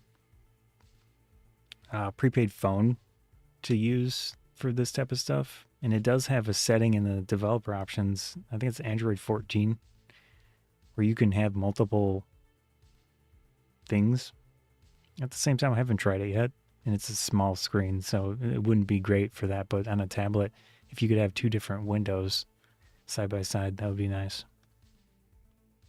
Mobile operating systems are kind of limited sometimes in that way, but sometimes they do have it built in as well. I think some of the Samsung stuff has the built-in multi-application setup.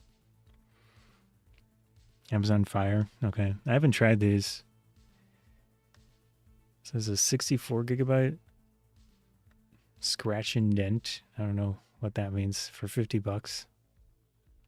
Just avoid getting from Scepter. Okay. It's just a generic company. CEPTER. I know there are a bunch of generic tablets around. Cheap plastic brand. Okay. Yeah.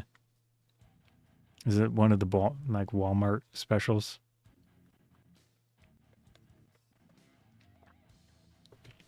I've only been streaming 2 hours and it's hard for me to talk.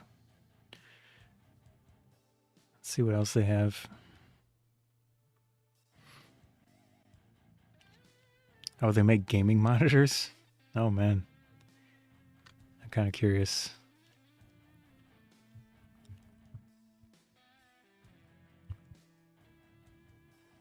Oh, with the S? Spectre?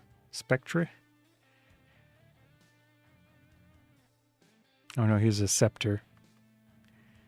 Yeah, this company I think is decent. SCEPTRE.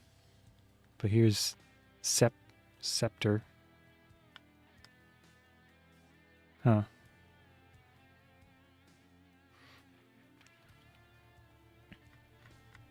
Yeah, okay. Oh. Oh, okay. Oh, it's all good. So you don't like this one. I don't know if I've ever bought anything from them. They market themselves undercutting. Okay. Yeah, that makes sense.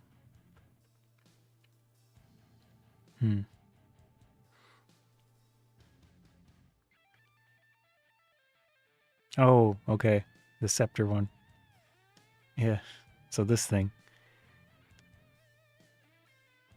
Let me see what companies they. Oh, okay. It's a specific to Europe. Ah, okay. Yeah, that's why I'd never heard of them. It's pretty much Sweden, Finland, Denmark, Norway.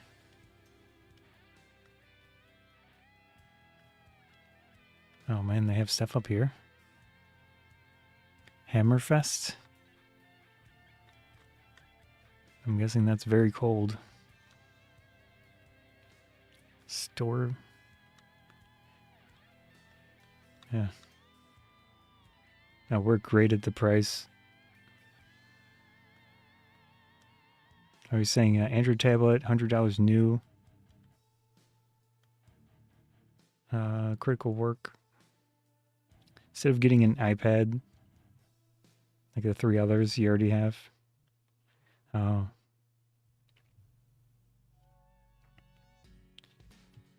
Let's see. Yeah, so right now I'm using this little. This is what I'm reading the chat on, this tiny little screen.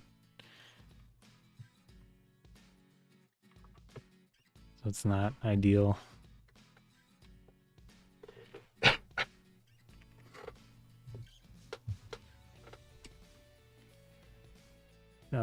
Viltrox had sent me this thing at one point. It's the DC 550 Pro. So I think the screen resolution is pretty high, but it's at the size that it is, it's kind of hard to read. Oh, you're hurt over it? Yeah.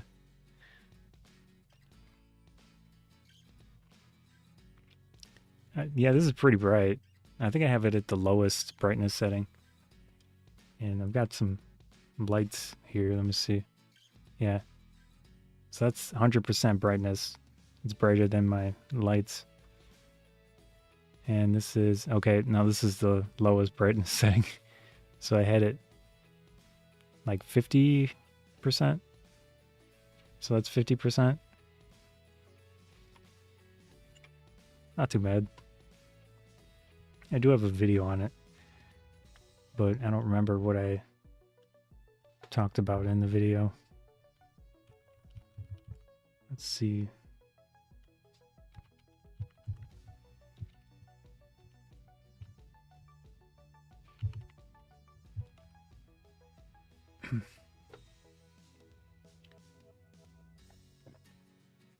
That was 2 years ago.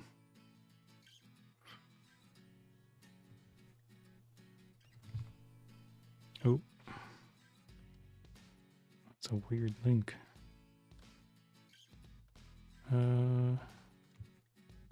This thing. DC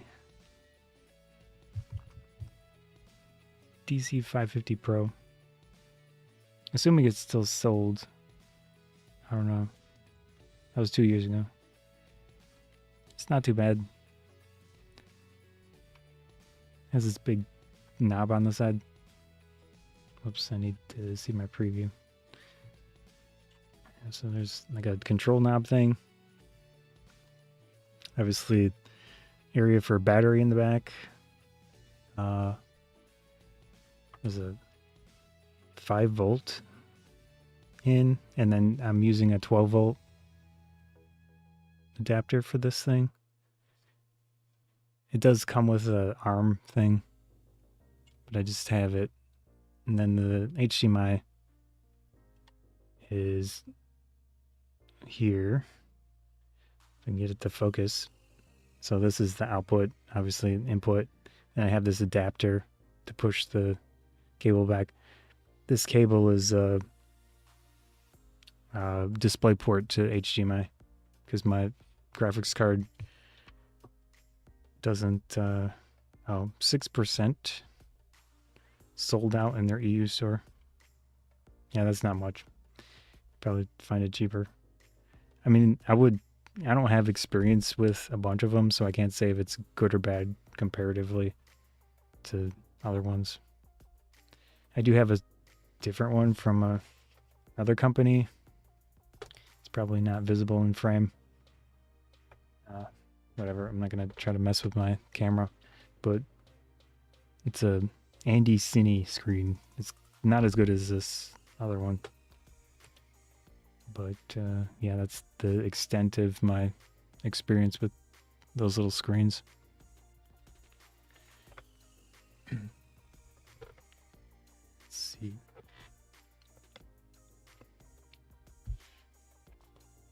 All right.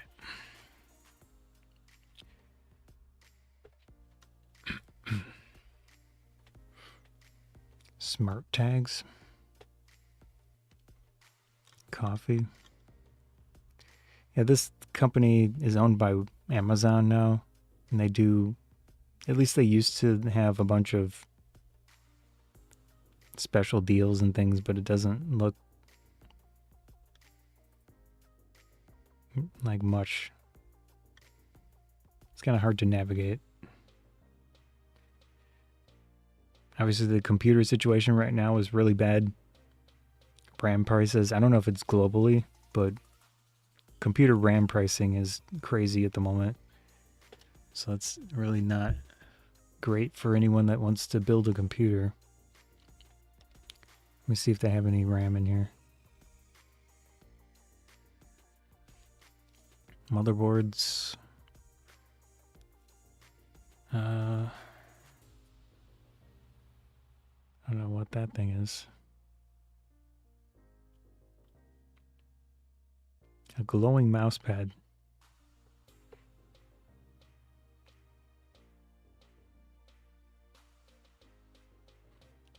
Computer cases. That one's kind of cool.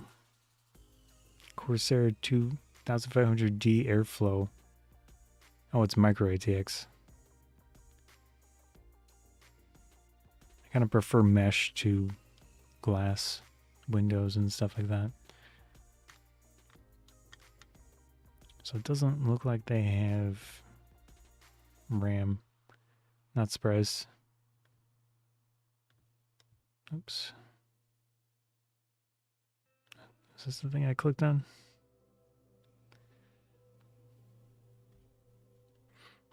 Anyways, we can skip them. ProVantage is another one. I know for you and or whoever else might be here that's not in the United States, these are kind of irrelevant for you guys. But I don't know if you're even doing any type of deals and stuff at the moment. Probably not. Basically, we have something called Black Friday, and then we have Cyber Monday, which is today. It's kind of the last chance to get a good deal on some things. But honestly, it's hard to say if it's even super relevant anymore. They do have deals, but then if you're really not tracking the price, sometimes they just up the price before Black Friday and then lower it a little bit. So, yeah. There are obviously some websites that do track prices.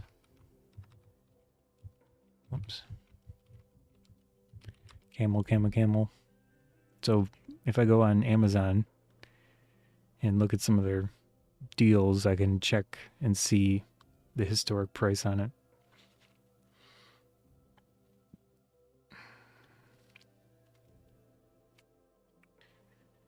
So here's a Samsung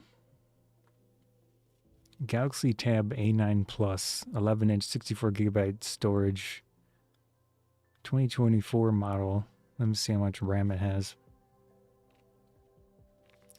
1080p screen, 90 hertz. Okay, it's 4 gigabytes of RAM, which is not great for $140.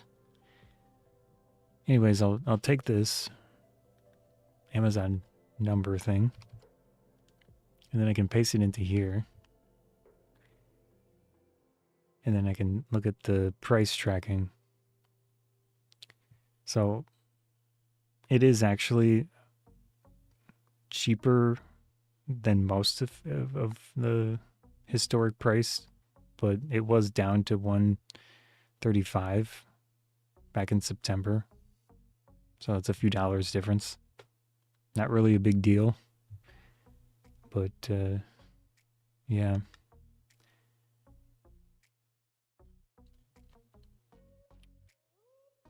see what else they've got.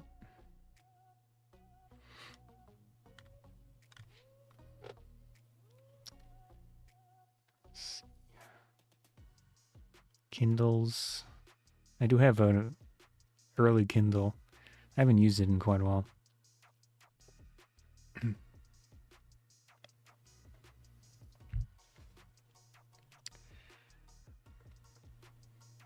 It would be interesting to get a tablet with a pen that has pressure sensitivity.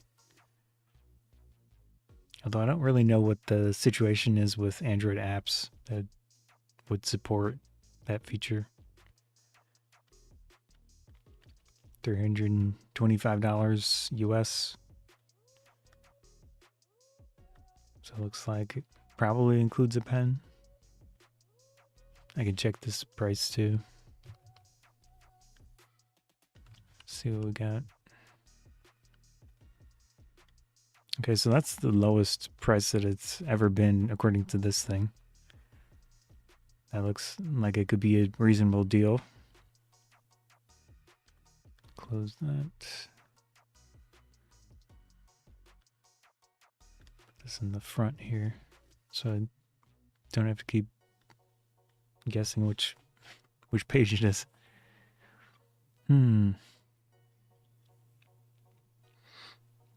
SSDs, I'd heard that they were supposed to be going up in price, sadly. But I don't know if it's happening yet.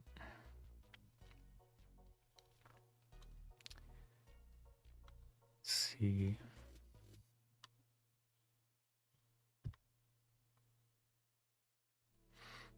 That be in electronics, maybe. Computers.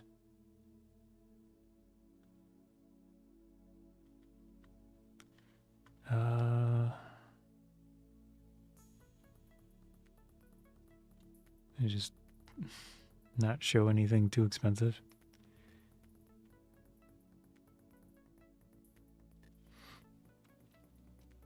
It's a 2 terabyte SSD for 180. Oh, thanks.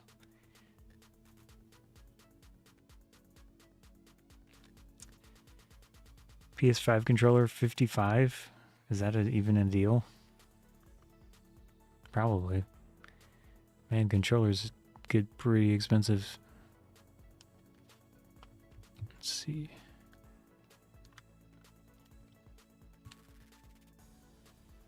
I use an Xbox controller for the computer these days. So that's about as cheap as it's ever been. By a cent. Or 99 cents. Not too bad. Although $55 feels a bit much for a controller. They've got Chroma Pearl. Oh, this one's cool looking.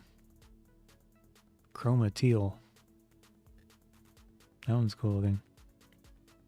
Blue. Purple. Some type of camouflage thing. Blue. I like the gray one. Oh, it's got a price premium on it. Yeah, 55. This one looks similar to the one that I have for the Xbox.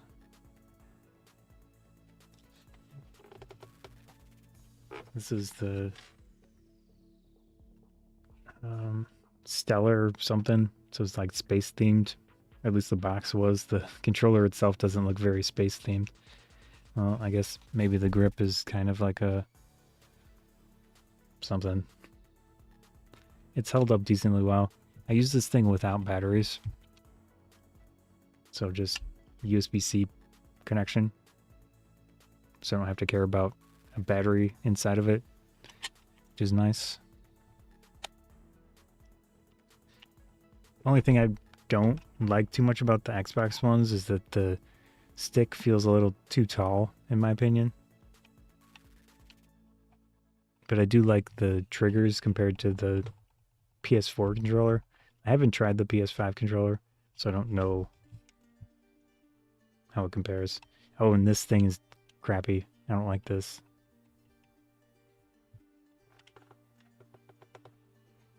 It's okay though.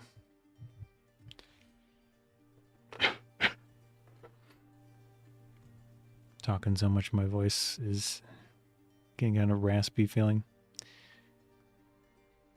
Let's see. Yeah, so if you want a PS5 controller or an Xbox controller, this is probably the time. Like within the next 2 hours before people use a drink. I do have... I'm good on alcohol. So $40 for an Xbox controller here. Not too bad. This is kind of the standard that I remember Black Friday controller prices, so that's nice that it's cheaper than the PlayStation one. Never said alcohol. Yeah. I have water and tea. So I'm good, but... Oh, another food outing. I'm fine, thank you. Is it snowing, I assume? Let's see. Yeah. I personally like that you don't have a battery inside this thing unless you want it. So that's kind of why these are cheaper than the PlayStation ones. Been inside. Yeah. I would assume it's snowing. Robot white, pulse red, pulse cipher, shock blue, velocity green. I feel like the PlayStation colors are nicer though. This one's kind of cool. I do like that one. But the Xbox D-pad's not great. It's kind of junky feeling, honestly.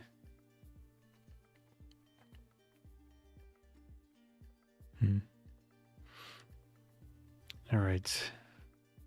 What is this cube thing? Next playground. The active play system. What? So it watches people? Oh, it's like a Connect?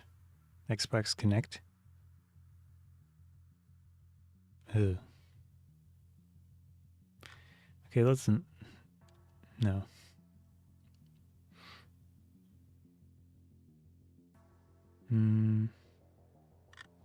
What is this sort? Send tech. Guess I could change this back.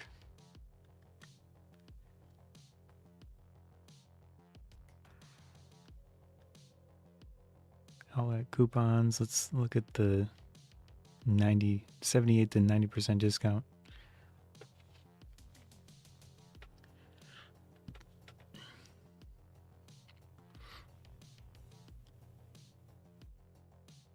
HP 14-inch laptop, $380. Windows 11.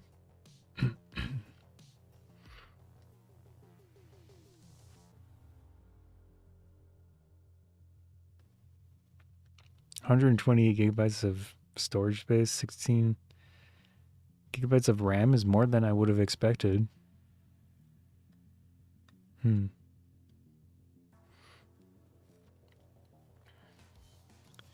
don't know what the Intel N150 processor is like.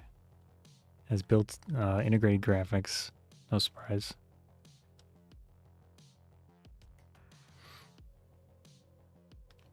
The storage space is weird. It's not much. DDR4. So it's probably a little bit older. I mean, not the worst thing ever.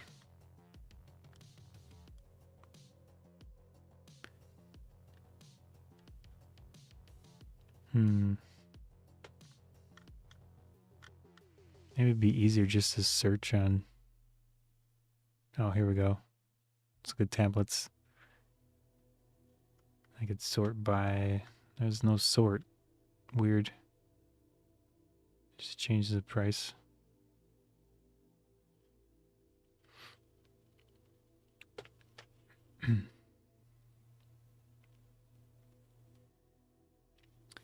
Lenovo Idea Tab has a pen. Got Kindles. Man, they still charge quite a bit for Kindles.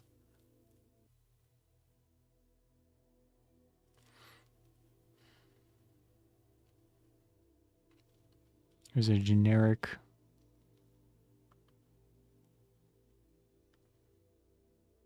10-inch.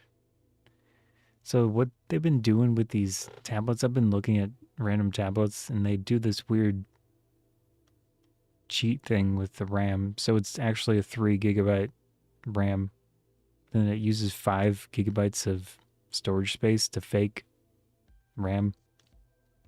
It's really odd, but it's a stupid marketing tactic that makes it harder to gauge the specs of a tablet, because this is fake basically. So I want $67 for that thing with 3 gigabytes of RAM. Nope. It's kind of scammy. So what we could do is pick Prime and this free shipping thing.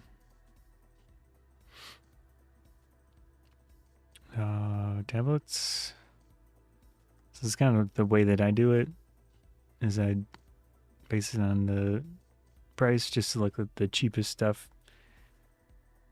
You can select some of these things, but obviously this is not going to be super relevant with that fake RAM thing that they're doing, the specs. But I can sort by price.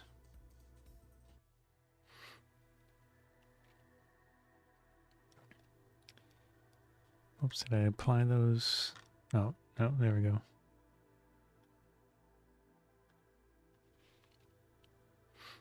Okay, there's drugs in here. That's cool. These covers. I haven't set the tablets. I don't know why those are showing up. What the hell is that? 3D Rose face mask. Oh, okay. Boy using a tablet. That's so random and strange. Mighty Skins something.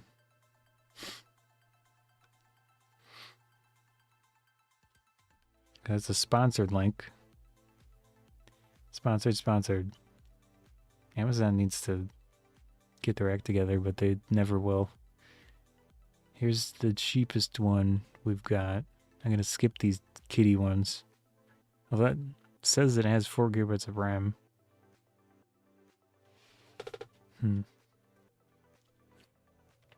Here's a 7-inch. Well, it has 2 gigabytes of RAM. Yeah, that's a no-go.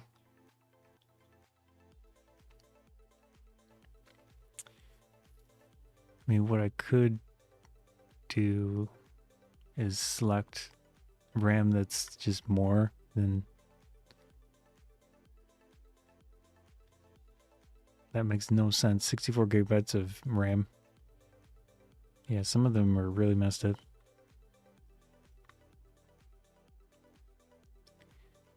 Sponsored link.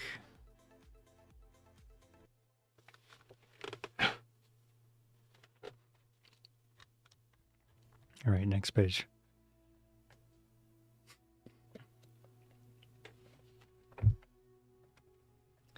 Let's see.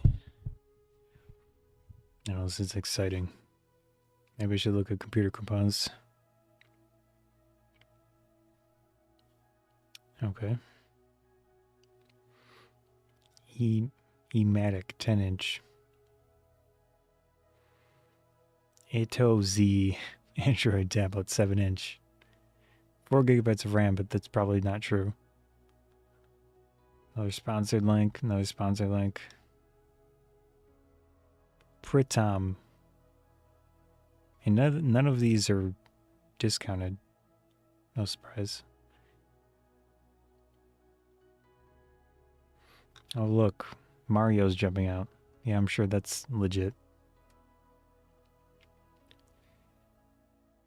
So many child tablets. 7-inch, Android 13, 30 gigabytes of storage. No. So this is another one with fake RAM. Coopers. Yeah, I think I need to select some of this stuff here because it's kind of dumb.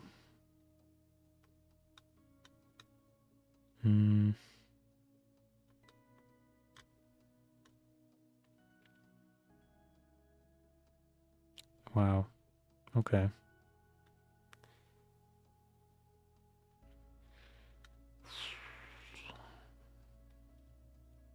I think 7's a little too small.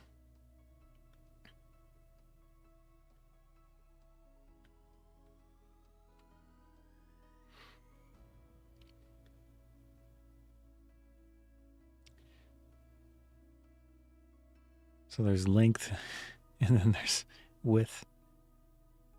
Huh. Bigger battery. It's probably fake anyways, the ratings. And most of the cheaper stuff. All winner. Where's the RAM?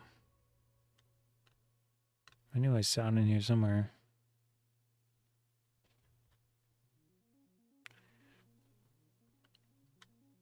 Here it is. Yeah, so most of this is probably fake. We could select 6, but it's probably not actually 6. 8. Wish I could select them and then apply it.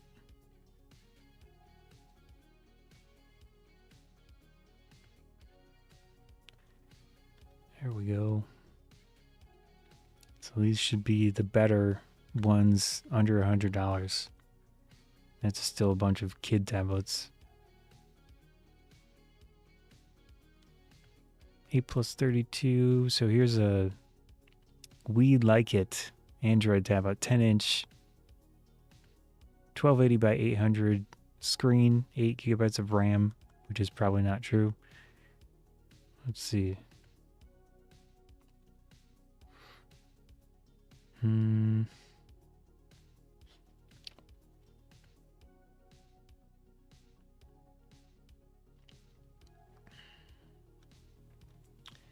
it doesn't say.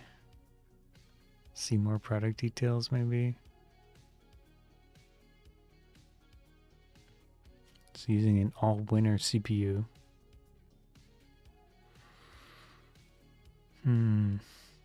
Android 14.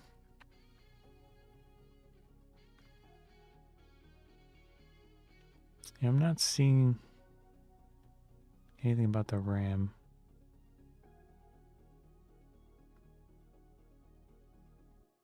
Includes a touch pen, cable. The ratings are not amazing. Customers find the tablet performs well, easy to use, good value for the money. They appreciate its speed and connectivity features, with one customer noting its range of connectivity options, the battery life, screen protection, mixed feedback, fast charging. We can look at the... Oh, it's a We Like It. Okay, there's the pen. C19W. Oh, look at the bezels on that thing. Not the worst, but... Oh, they put a... Huh. Paulo put a bow on it. Always gaming. Stable Wi-Fi, decent cloud and mobile gaming. Even with fair signal.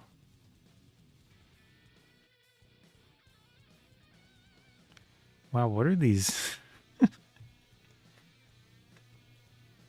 Huh.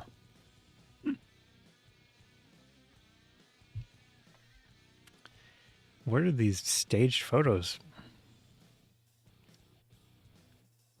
It says it has 6 gigabytes of RAM. Oh, there's a child.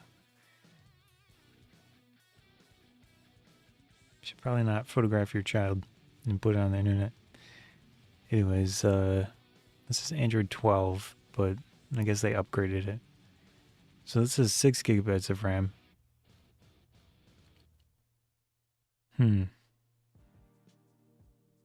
This was back, I don't see a date. We like it. Beware. But no longer works.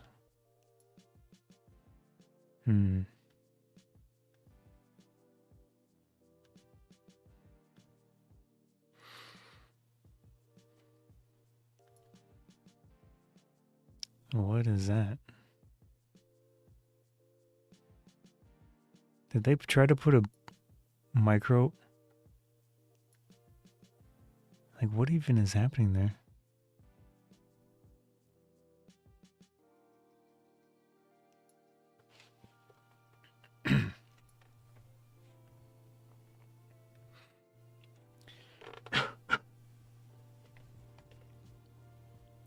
Okay. Oh, so it was like a cover thing.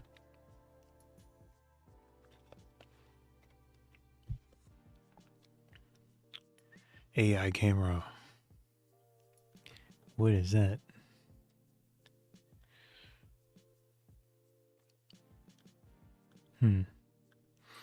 Alright, this one doesn't look terrible. And I'm not seeing fake RAM.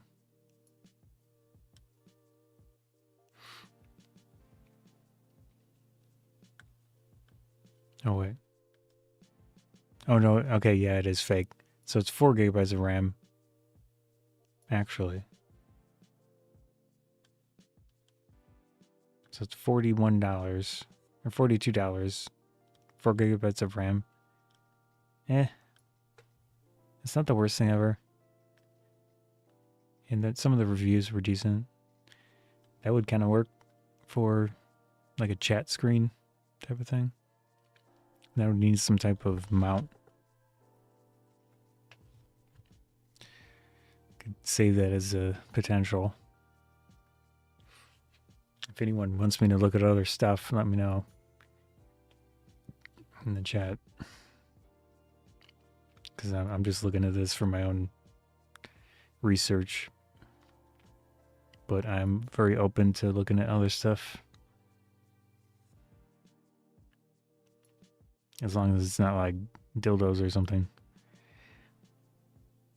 But I mean, yeah. To each their own, I guess.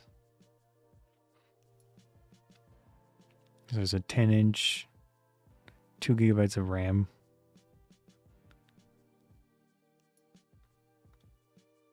Oh, I think this was the one I looked at. There's a pink version of it. Oh, it's a 7-inch.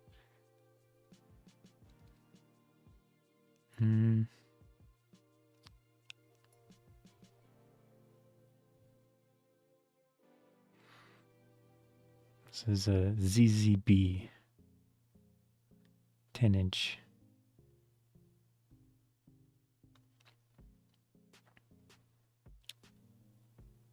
Nope.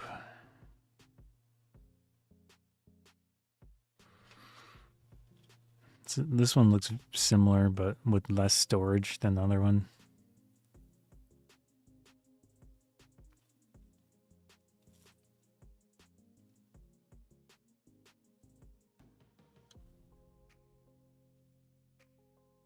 Yeah, they're all very similar.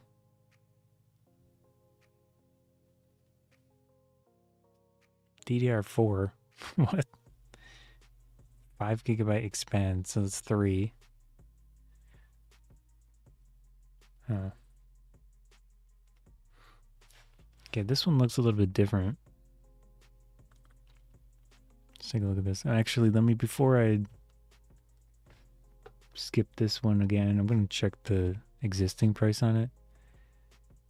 So that would be here. I put in the Amazon number. So I don't know if it doesn't look like it's been tracking this price. So originally it was $80, but now it's 40 something. Yeah.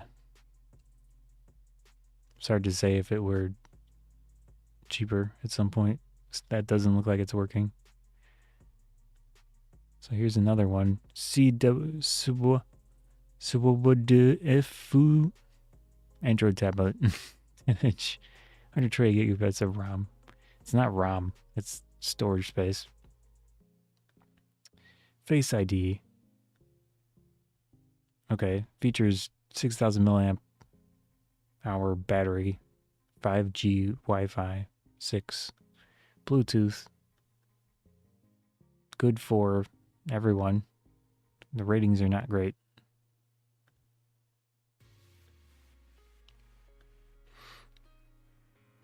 So it's actually 4 gigabytes of RAM. Another faker. Cheater. I don't know what this expensive one is. Let's see if anyone has bought this thing and actually used it.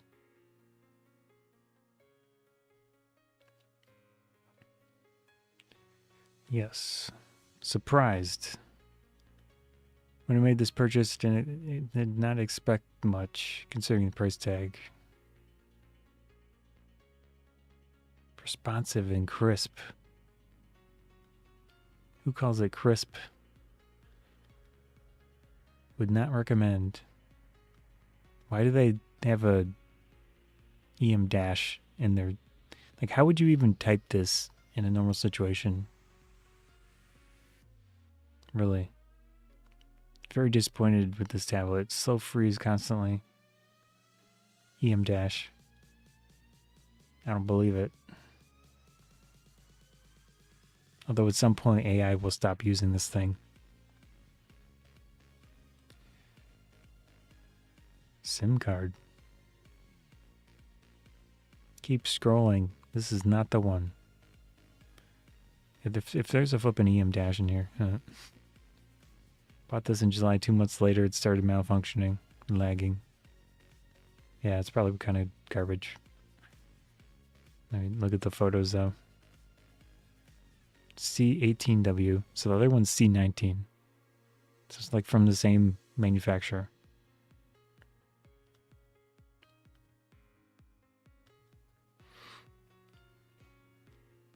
Okay. Yeah, that does not look like this. That does not look like the... That is not the same thing. Those bezels are smaller. Okay, this looks like a scam.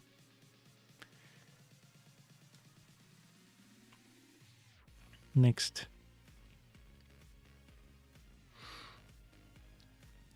This one comes with a mouse, a keyboard, a pen.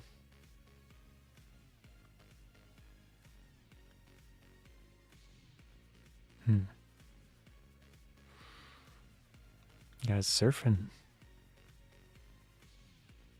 Okay.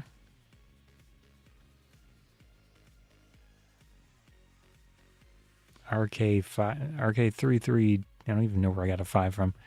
3326S CPU. Yeah, no idea what that is. Why would they show this when it's clearly does not include that stand?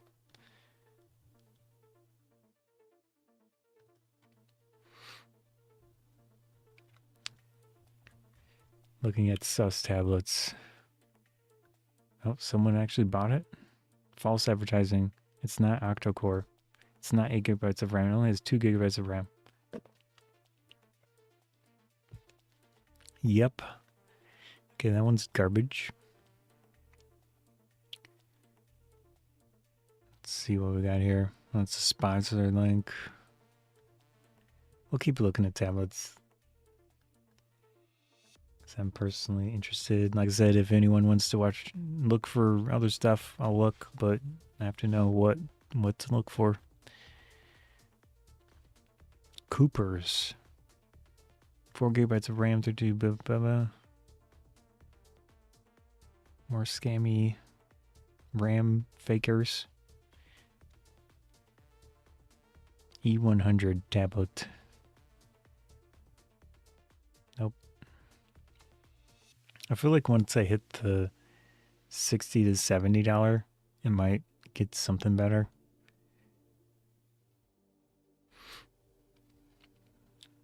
Looks like garbage. Atozy. Same garbage. And a bunch of the kid tablets. These might be decent too. Who knows? The format just doesn't make sense for what I would do.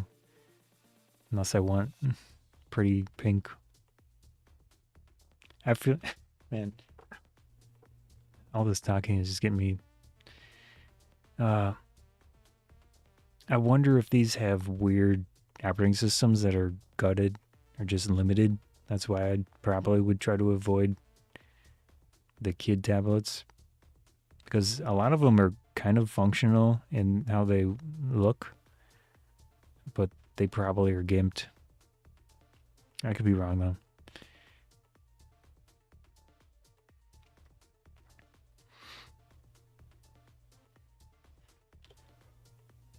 Oh.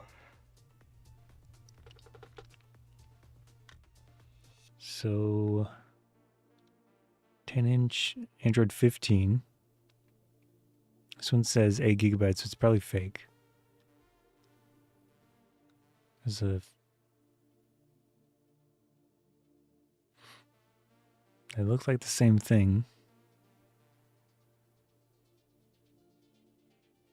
I guess they're probably just color variations.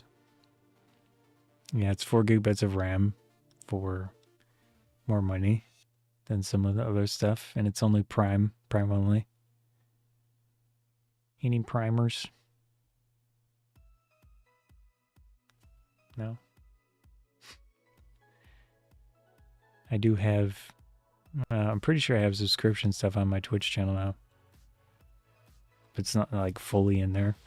So it's like partly just the tip of the affiliate program for Twitch. I don't know why I'm making innuendos today. Maybe because it's Cyber Monday.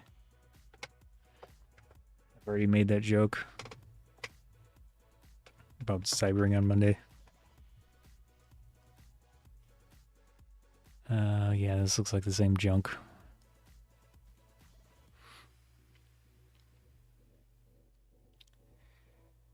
Let's see, 8-inch. No. I feel like 8 might be too small for what I would want to do.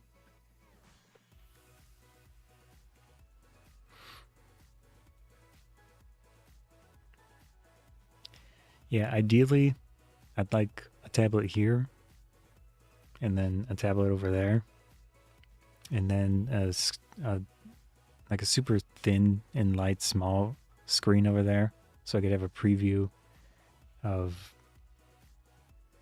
like a duplicate screen for here and over there, which I don't know on Windows 11 if you can duplicate certain screens. You probably can, but Windows 11 is oddly gimped and limited in some ways. Like you can't. I'm forced to have this start menu down here because I want this as my main screen.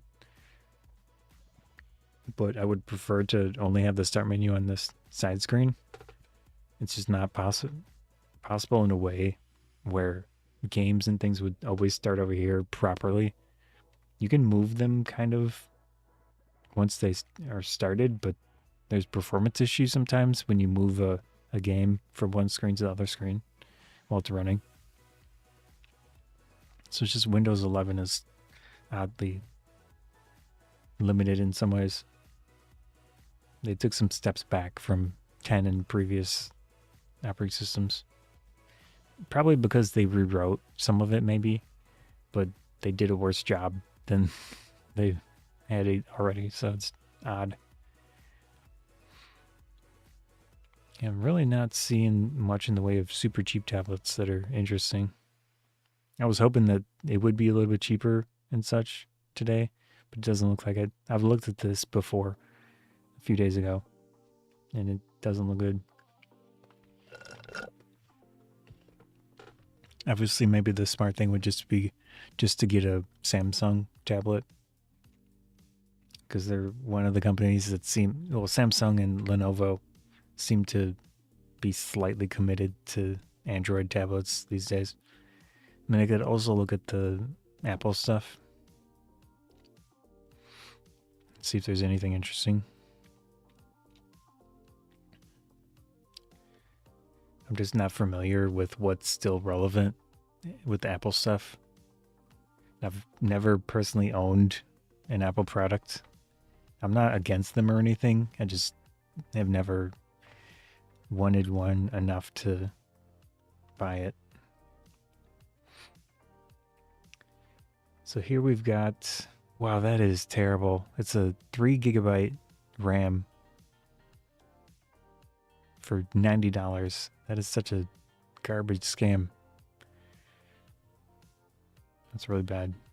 Yeah, these are just as crappy, but more expensive, like twice the price as the other ones.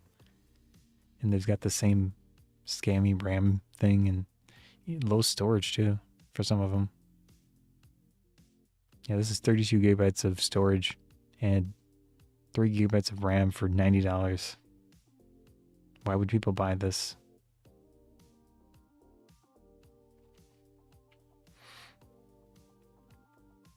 So here's another We Like It. That one's got 6 gigabytes of RAM. Interesting. Maybe this company's the one to go with. So 6 gigabytes of RAM, 120 gigabytes of storage. It's a 1900 by 1200 display. It's apparently a larger battery, but you never know with stuff like this. It's got a camera. Multi-touch. 30-day video. 30 days video. Okay. Yeah. This looks kind of reasonable. How much? $60? Now let's see if there's been price tracking on this. Probably not. Oh, it's as cheap as it's ever been. At least according to here.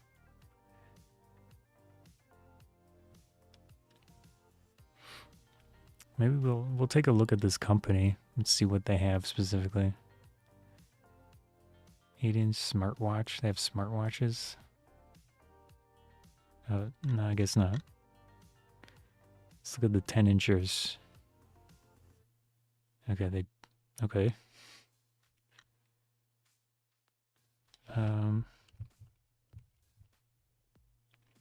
Clearly they're not keeping up their company page, because that's not working right. So we've got the 6 gigabyte one. These are probably 4 gigabyte ones. Then here's another. Like, what is the difference between this one and this one? Same size. Extra $10 for what? Space themed. Let's see.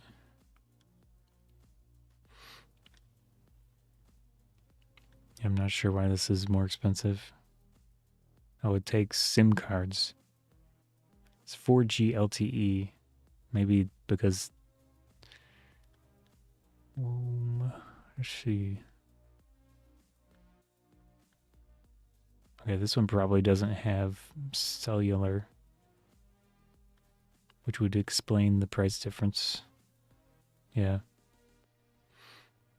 So, oh no, it does. 4G LTE.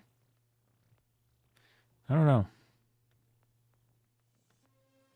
Not sure what $10 difference is worth here.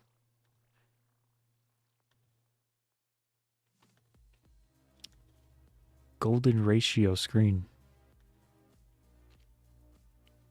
Battery's smaller too. Huh. Maybe it's the RAM. Does it say octa-core? It does. That looks different.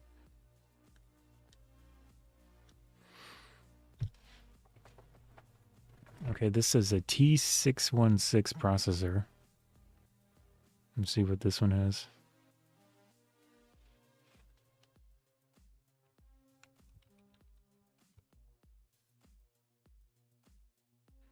Does not say. A55 architecture.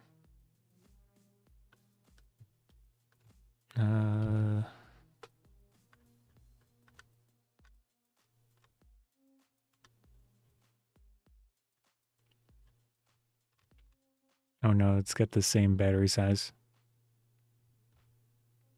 Okay. 2E plus 3.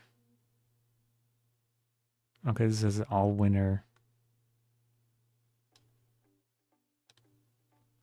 It's a different one.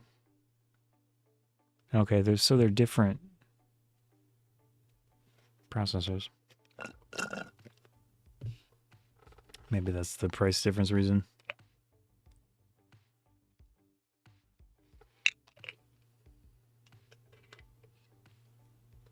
I mean, it's possible this one's a little quicker or something.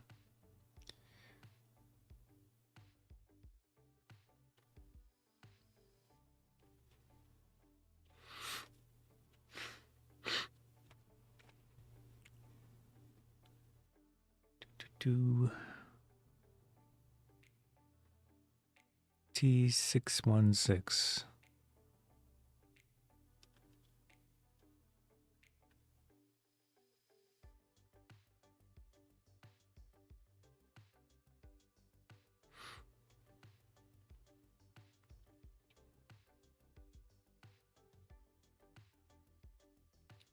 Am I in the right? Yeah.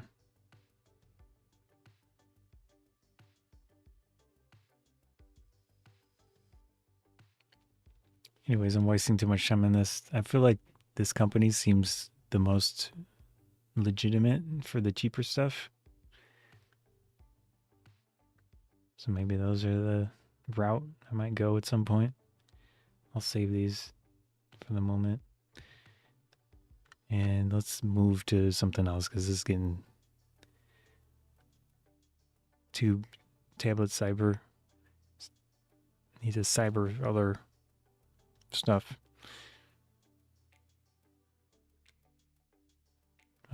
Tech and gaming. Do they have PC components? Let's look at DDR5 RAM.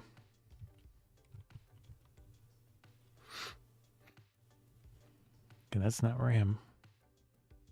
Got a GeekCom mini PC.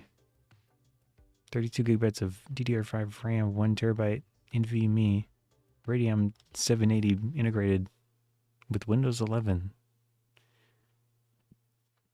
$500.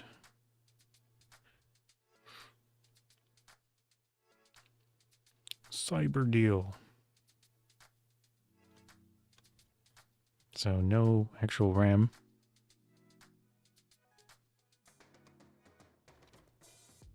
What the hell is that?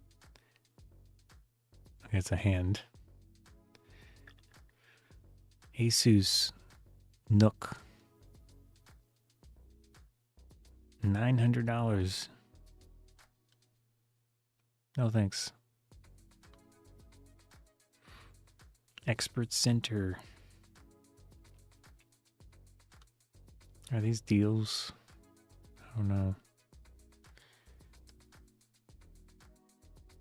No, this must be the most exciting stream in existence.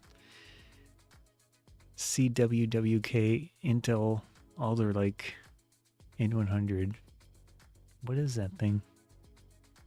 It's got 4 Ethernet ports. Got a hole in it.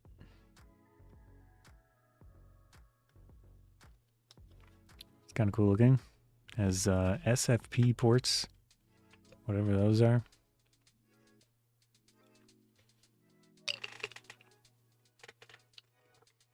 I'm not too familiar with advanced networking stuff. HDMI, USB, this is pretty cool. Whatever this thing is. Be some type of interesting internet box. Network box. DDR5 laptop sized memory stick. NVMe port. 2 of them it looks like. Yeah. It's pretty neat. But it is almost $500.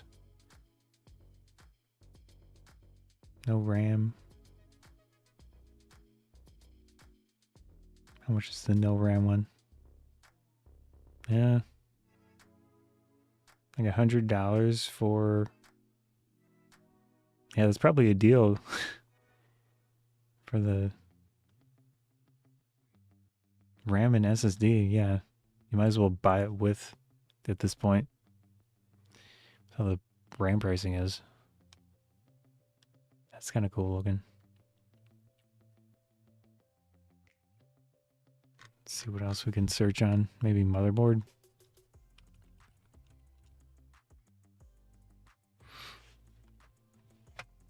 And sort by price, maybe? No? I don't see a sort feature. Overall pick. Asus TUF B850 Plus. I don't know what the plus means. And just plus Wi-Fi. I have an X670E, which is generally better than the non-E variant of the new chipsets.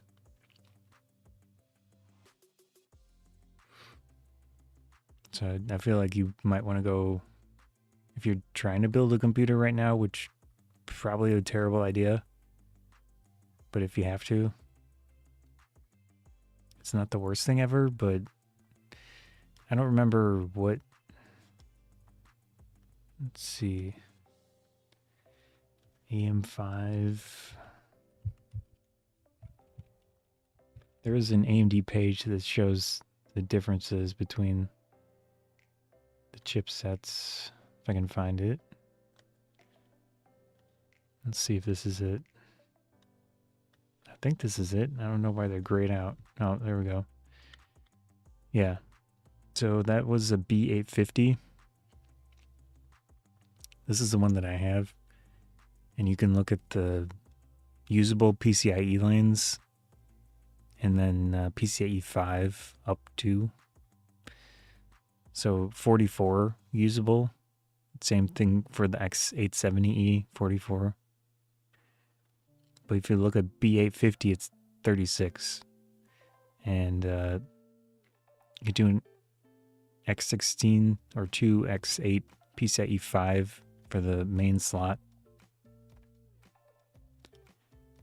And that's obviously the same for this one. But you look here. Okay, that's the same, but it's PCIe 4. That's kind of crappy, honestly. And then the NVMe main port. So this can be version 5, which is the fastest. I don't know what the GPP thing is. Let's see. What is general purpose PCIe express lanes? So you could probably use an adapter to break it out, which I've seen some people do. Huh, interesting. Oh, it probably just means Oh, yeah, I don't know. But this also has that as well. So it's not any different. The big difference for this versus this is that this has the USB 4 thing by default, which I think all of these do. Yeah, or these two. So the X870E and X870 have USB 4 as standard, but this thing, the B850, does not. So this just seems like a bad option to go with. Oh, there's no more to it. Yeah, I think I would skip. I think I would skip this. Where is it? This feels like a bad option, especially the price. It's probably the most profit. That's why it's on the top. My guess. $360 motherboard. It's the X870E, so it's the best chipset at the moment for AIM 5. And we've got a B550M. $90. Is that even on here? Is that AIM 4? Wait, let me look at it. Whoops, get rid of this. Okay, this is AIM 4. Yeah. So different CPUs.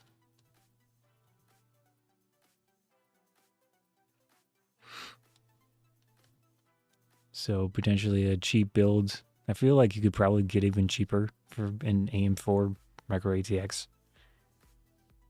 So I wouldn't say that's necessarily great.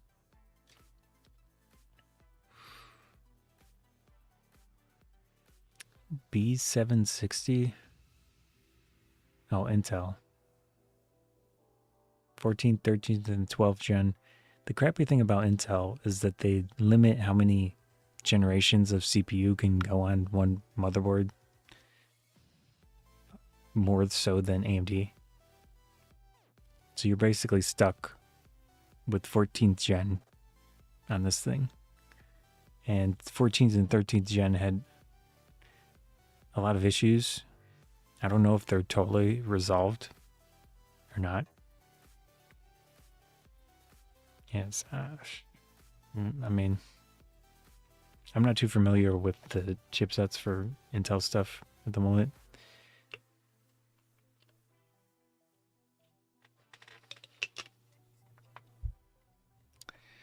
But another AIM 4 board. Yeah, it's a little bit cheaper than the one up here. I mean, if you had to... DDR4 prices, though, they probably are bad as well. Let's go to Newegg. Let's see. Desktop memory. DDR4.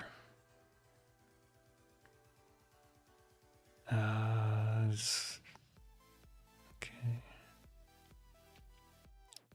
I don't know what the max capacity. Let's make sure we're in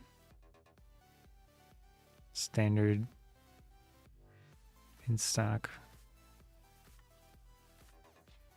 I don't know if it's even possible to get 32 gigabyte sticks.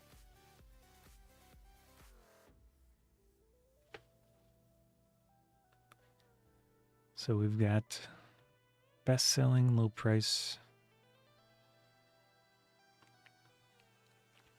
PNY 16 gigabyte, DDR4 3200.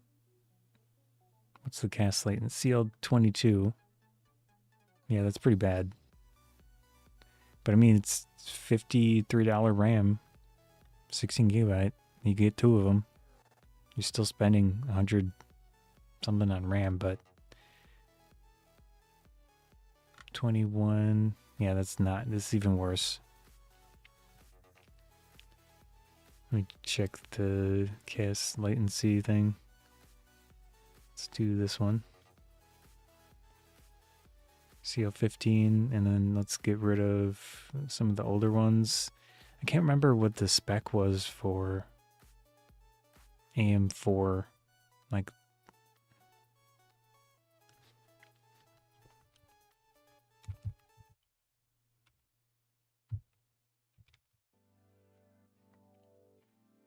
so 32.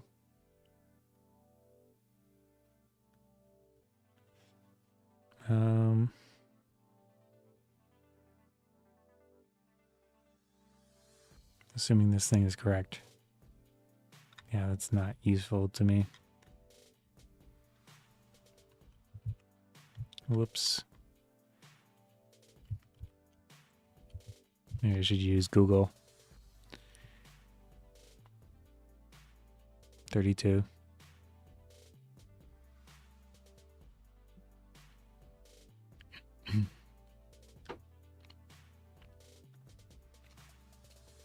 All right. So the cheapest.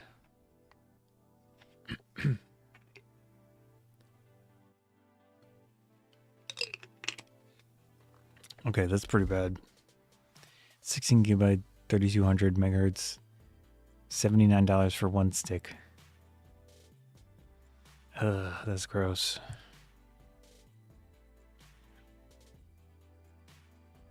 Let me open another one. Copy, paste. Whoops, that was weird. Where is it? Switch to DDR5.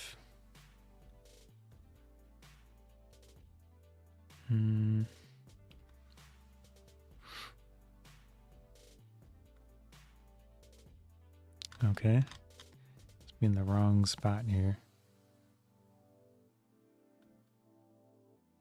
How do I reset? Desktop memory.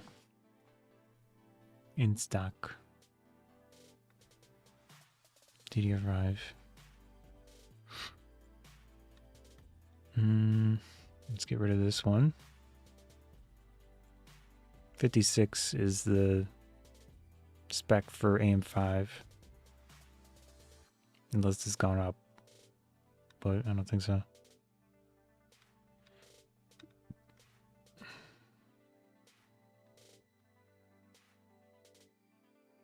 I guess that would be okay.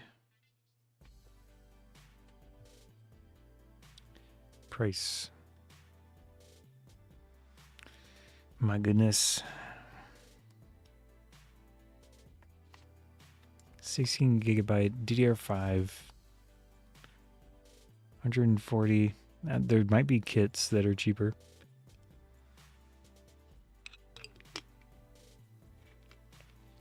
CL46. That is so bad.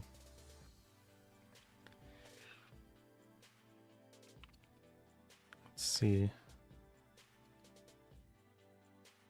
These are all single sticks. Maybe I'm not in the right area. What? Bro. Dude. 7,200 mega transfers per second. CL, guess I see 34. $330 for 32 gigabytes of memory. This is gross.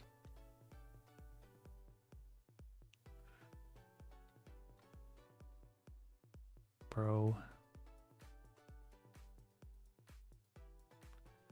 Yeah, I think it's a pretty terrible time to be.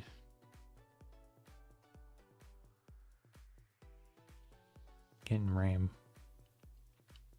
You're getting rammed if you buy RAM right now. I'm really on the innuendos today.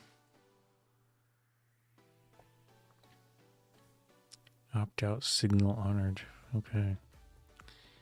Oh, nice.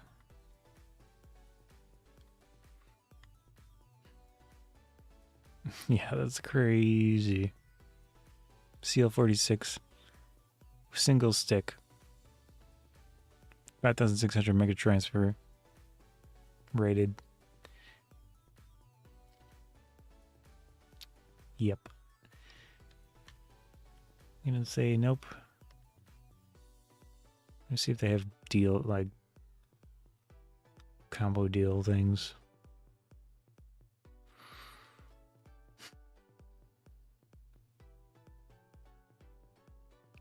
$750 screen, 32-inch, 240 hertz.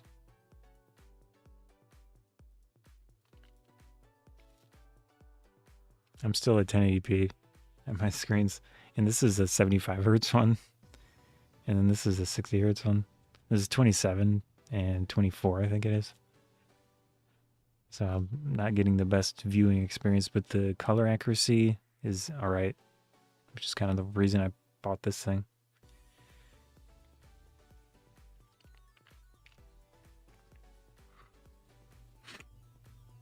Shell Shocker deals, Cyber Ring deals. Okay, there's a Lowe's gift card. Okay. Memory.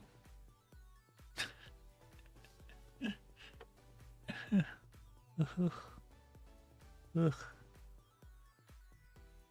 Lowe's price.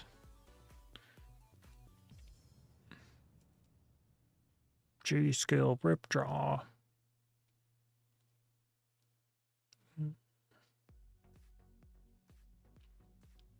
Like, how is it that bad?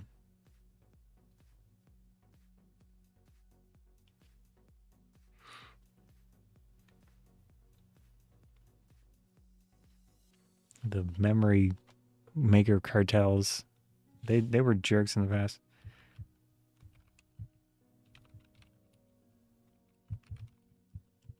They're called a cartel for a reason.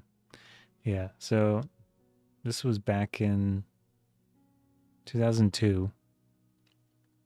United States Department of Justice, they went after the memory makers because they were fixing prices. Talon cars? What did I say? Cartel. Memory maker cartel. C, how you spell it? C-A-R-T-E-L. So they call them a cartel for a reason. Yeah, they called for a reason because they were fixing prices, but it probably just means a group, like the oil maker. What on? Let me do it.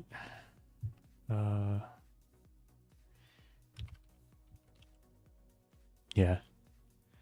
Cartel, a combination of independent business organizations formed to regulate production, pricing, and marketing of goods. So it has a bad connotation because of drugs, but I mean, just the definition of it isn't necessarily bad. But I was thinking more of the bad connotation. Anyways, back in the early 2000s, they were doing price fixing with RAM. They claim that they're not doing it now, and it's all about AI buying up all the RAM, which might be true to a degree, but it doesn't seem like they're doing anything at the moment to deal with the terrible pricing for retail. Yeah, so here's multiple instances.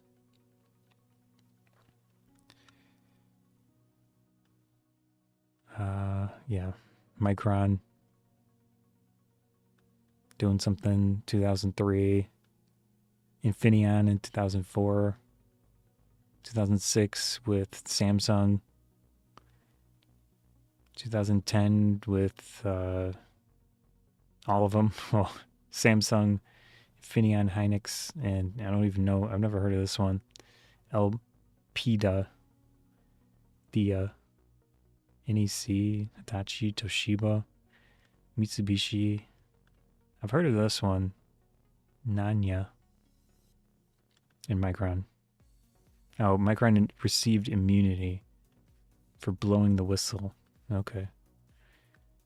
Oh, nice. Yeah. I don't know if it's the same thing now, but in the news they claim it's AI causing it, which probably is true to some degree. But I don't know if they're doing anything to change it. No, it's all good.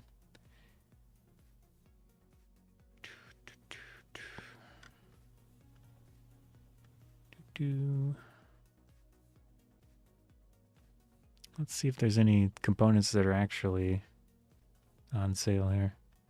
Time is it? 8 o'clock. We're running out of cyber time. I'm in central time zone. So if you're in the West Coast, you've got 2 hours extra. Although I'm not sure how that works with time zones and website pricing. They might go by a certain time zone. So if you're in the East Coast, maybe you get East Coast or West Coast time zone pricing, but it's probably per time zone, would be my guess. Yeah, so RAM is a terrible thing to buy right now. Let's see what, maybe a pre-built?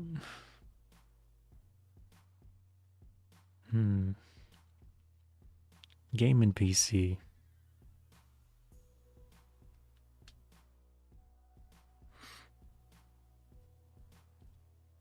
I don't know if there's a way to track Newegg prices.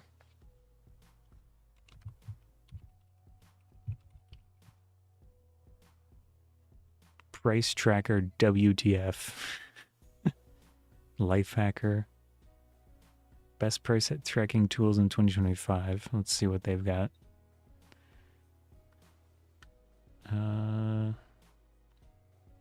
Yeah, this one. Honey is a piece of garbage company that screwed over video creators by stealing their affiliate revenue. I knew this coming in. I deleted my Twitter accounts, but I was complaining about Honey well before the big videos came out, like years before. And I speculated on what they were doing. But yeah. Garbage company, and PayPal bought them. So they're by association garbage company. Cheap Shark. Let's see if there is a Newegg one. Slick Deals. Oh, I forgot them. See what they've got on here.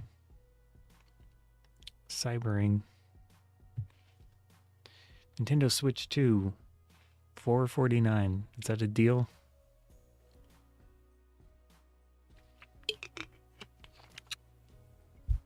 What is that photo? Oh, man. Amazon refurbished. Oh, from $18. So it's a Amazon Fire 10 11th gen 2021 Various from $18 on Woot.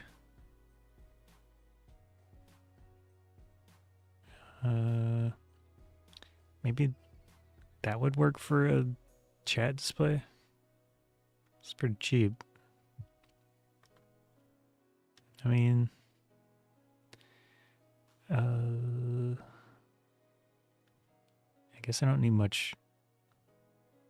Oh, that's $30. Okay. Yeah, it's probably the cheaper ones. Nope. Nope.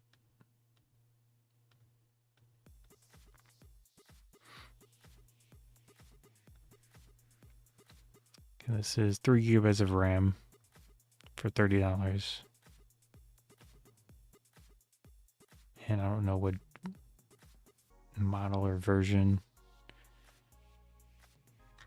And they really lock these things down, and it's awkward to use. And from what I've read, I've never owned a Fire tablet thing. It was a 1080p display. That's nice.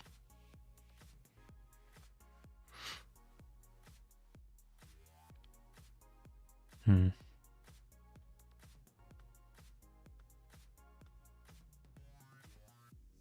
Yeah. I think I'll pass on that. Community notes. Nope.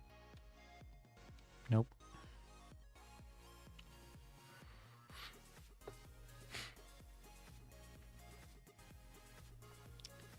Let's see if... Do they have... I think they have refurbished stuff on here. Apple Store shopping event ends tonight. So we've got $50, $75 gift card. Do they show refurb stuff here? Certified refurbished. $500 for a 11-inch M3. Is that pretty recent? M3? Is that the newest one? Eh.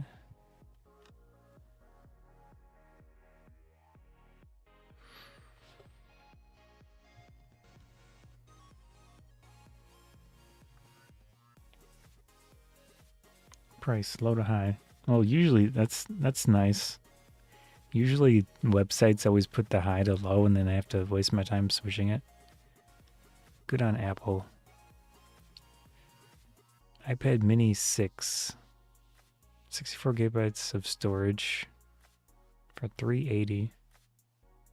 I don't know how big that is in reality.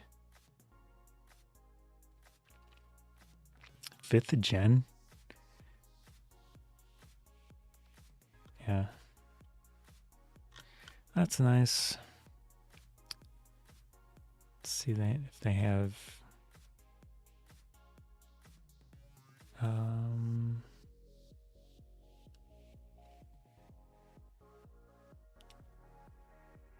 Is that this one? No.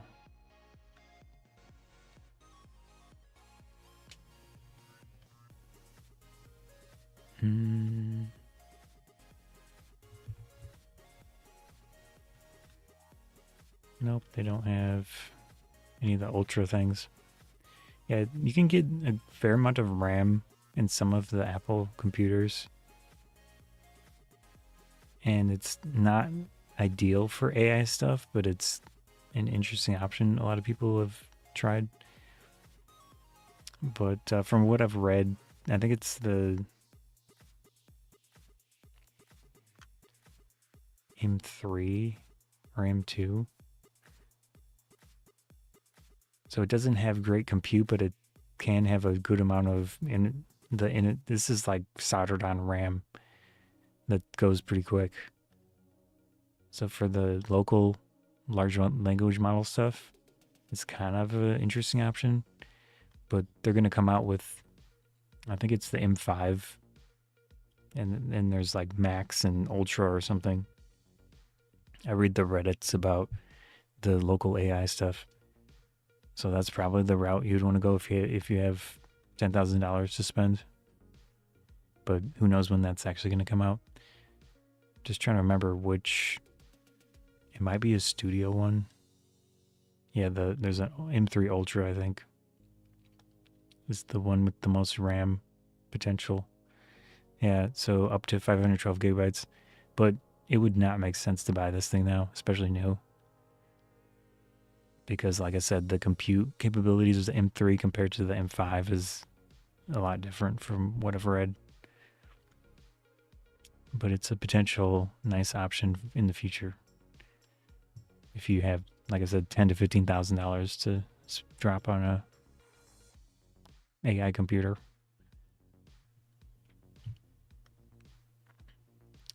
Chipotle.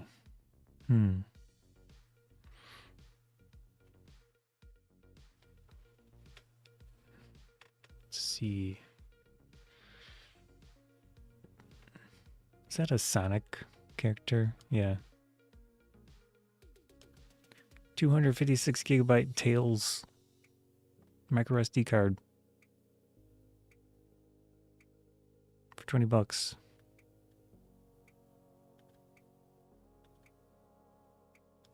Okay.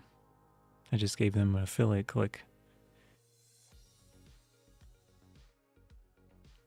Man, Slick Deals must make so much money from Amazon affiliate links. It's probably crazy how much money they make. It's a small percentage, but I'm sure it adds up with how much traffic they get.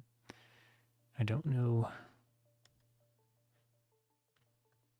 I don't need more micros, but the Sonic branding is kind of cool.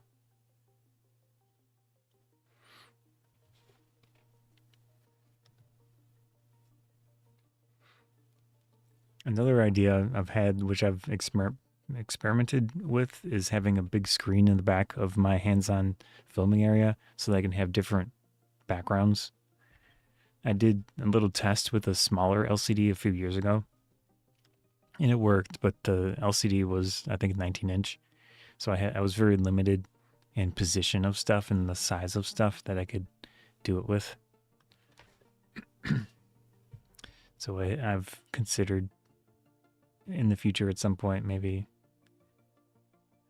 getting a big screen for that area that's thin, because I don't have much space there. So it'd have to be pretty thin. And I'd have to get some type of mount. Probably like a floor mount for a VESA connection. And see if it works. But I'm concerned with the reflections and stuff from the screen. So I could use circular polarizers on the lenses. I'm not sure if I have a polarizer the correct size for that setup, though.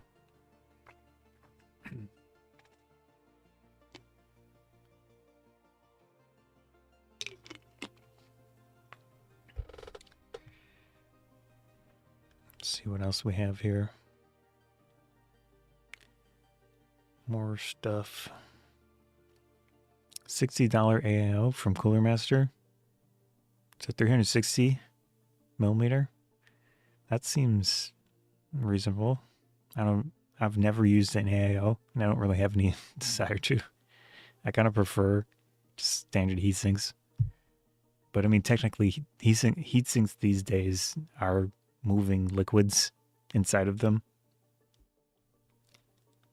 with the phase change, whatever you call it, where the liquid is a really small amount of liquid, but it collects and then evaporates inside the heatsink.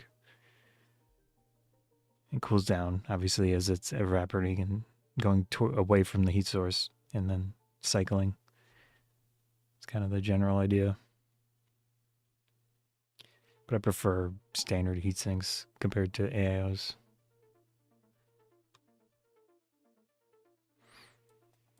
I don't see anything too interesting here, personally. Bull strap, flexible case. Just go to the homepage. $275 for 128 gigabyte Pro. Apple 11-inch A16 in pink. I don't know what generation A16 is, so it's obviously not the M chips before those. Assuming it's still well supported and stuff, if you want Apple specifically, maybe that's a interesting one. Foldable tablet stand. That's kind of cool.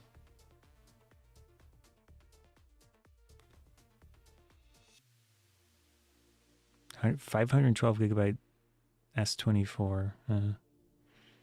No thanks. $120 11-inch Lenovo. Let's see how much RAM this has. Oh. What?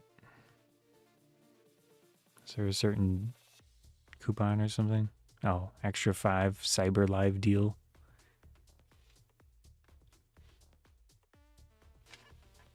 It's 8 gigabytes of RAM.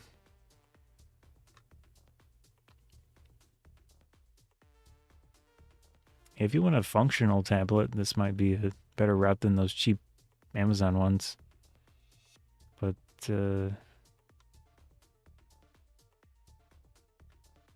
yeah.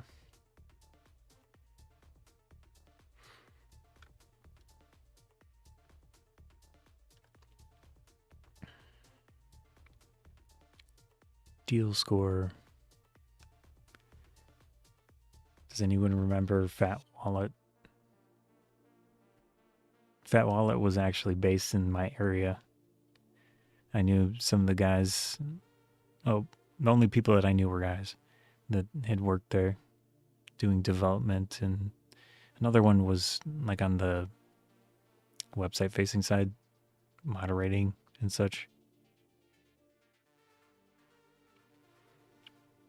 But yeah, that was a tragic story with how that went.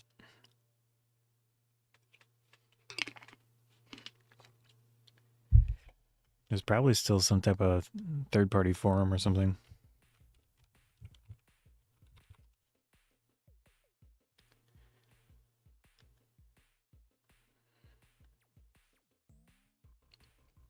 Whoops. Oh yeah.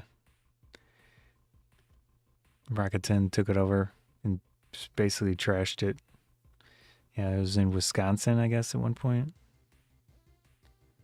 Or maybe that was the main area. The forums were pretty active and such. No, sorry. I have donated to Wikipedia in the past. But not today. That was 2011.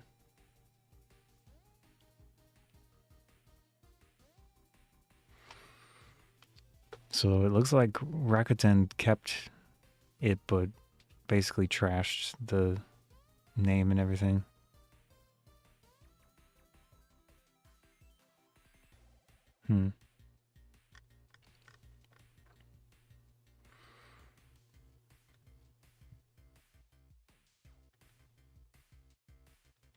Yep.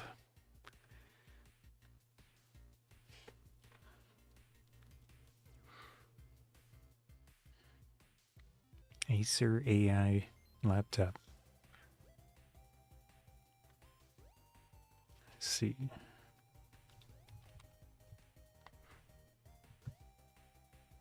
One of my old laptops is an Acer one. It's alright. Still technically works, but the battery is junk, so I took it out. I can still use the laptop without a battery. Deals.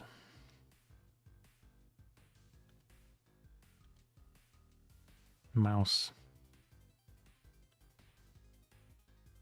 They have gaming mice. Full HD webcam.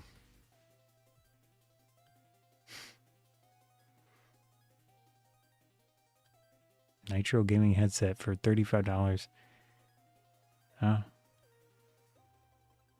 I can't stand, or at least I'll say I never have had a good experience with a headset that is under 50 millimeters for the driver size.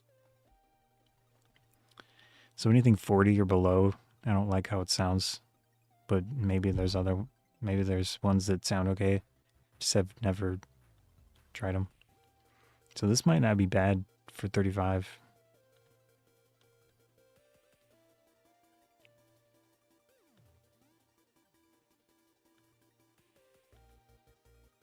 It's a very intense looking connection there. Wonder if you can take that off. Because obviously I don't tend to use microphones with headset microphones.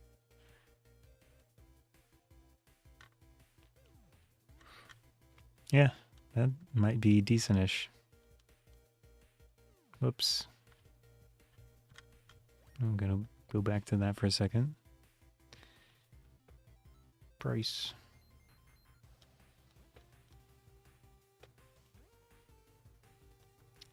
mechanical keyboards too. And prefer my own. Whoops. This is a Novel Keys branded one. Tipped over my little screen. Another one, $60. Does not say the driver size.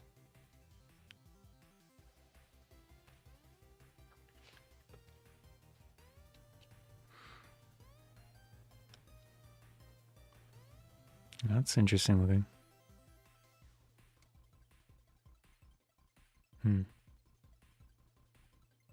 Oh, this is the brand of switches that I use. I have the pink ones that are silent. So mine are linear, and they have little bits of silicone or something in there to make them not as loud. It's interesting. Doesn't say what type of switch. I assume these are clicky ones. But they're probably soldered, is my guess. So I wouldn't necessarily buy something like this unless you like the sound of whatever's in there. They don't say the specific type. It's a 24-inch. Nope. I would like something like this for the area over there. It's a really small screen. Just as like a duplicate preview of OBS so I can see what's being shown.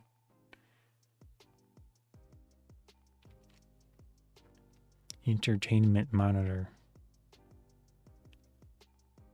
Yeah. A open.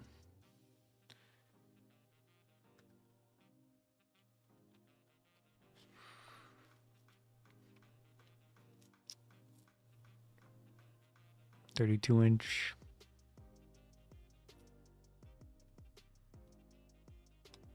Gaming. It's kind of small. 1080p VA panel. Yeah.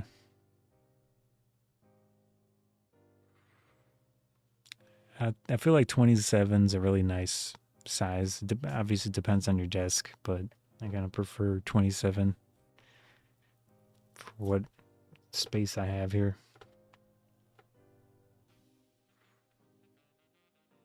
So that one's got a slight curve to it. 1080p. Another VA panel. I think those are Samsung.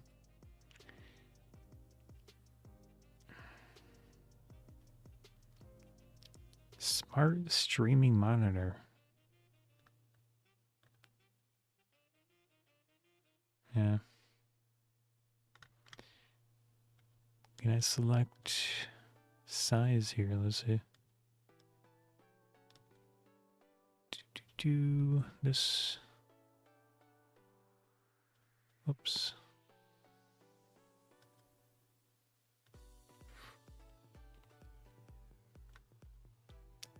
$110. I think I saw a 32-inch at Best Buy for $75 or so. So I think I'd pass on that. Now this is, well, I mean, this is different than a TV, but they are basically the same stuff going on. Well, this might have more inputs and such. Well, it's just got HDMI and VGA, so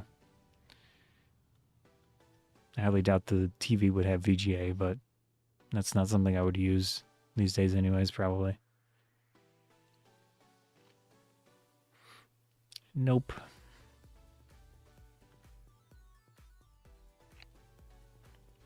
S10 FE tablet.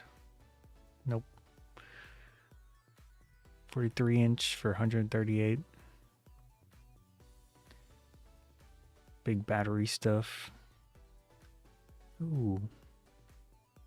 I do cut my own hair.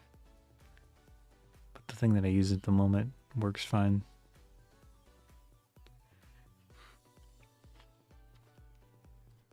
Anyways, look at a bit more here and then I'll call it. I don't know if I feel like anything is actually exciting enough to consider. Obviously it depends on what you guys are looking for as well. So we've got a waterproof tablet. It's kind of cool looking. Hello, Helio G99. See how much actual RAM it has. Non-rugged.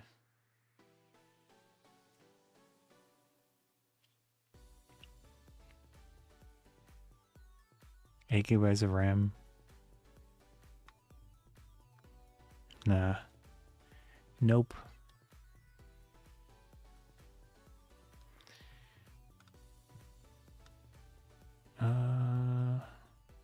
P650A. Let's see how much my motherboard costs right now.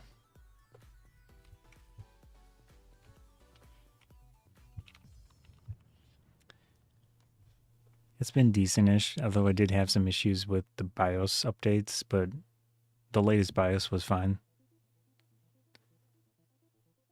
So I was frustrated for a while, but yeah, 170. No, that's not the right one. Like it doesn't. Here it is. So this is the motherboard that I currently use. 190. I'm pretty sure that was cheaper than what I paid. It's decent. I tend to prefer MSI over Gigabyte, and what's the other one that's kind of iffy? My brain is not thinking. Let me see if they're never. Nope. Let's go back to the other list. Asus is also sometimes good, sometimes bad. I mean, I'm sure all of them have their days of good and bad. Depends on how well they check the stuff that they send people. But I've had the best luck with MSI stuff so far since mid 90s to late 90s that I've been buying computer stuff from parts, buying parts and building computers. But I haven't built like a ton because I tend to build one and then use it for a sizable amount of time. And then I change things here and there, but the main builds, usually the main components, are what I keep using for a long time. Yeah, because my previous computer, which is back here and it still works, is Intel i7-6700 CPU. So that's 4 cores. I don't know what the megahertz range is. But I did swap the motherboard on this old one once. But that was probably within the first year of building it. Because I had... If I can find the company name. They're not selling anything on here. But for whatever reason, I can't remember their name at the moment. Yeah. Let's go to motherboards. Oops. AMD. In stock. Oh, ASRock. Yeah, that's the one. So ASRock on this thing, this was obviously many years ago. That thing had some frustrating issues that were pretty subtle at first, or they weren't noticeable. Then I had subtle boot issues, and then eventually it got so bad that I swapped it. I probably should have tried to RMA it or something, but I didn't at the time. So I just bought the MSI board, and that thing has been pretty solid for a really, really long time. And in the past I've had gigabyte graphics cards and stuff that only lasted a few years. It's tough to even remember specific components at this point. Although some companies just don't exist anymore, like Abbott. That was a cool company.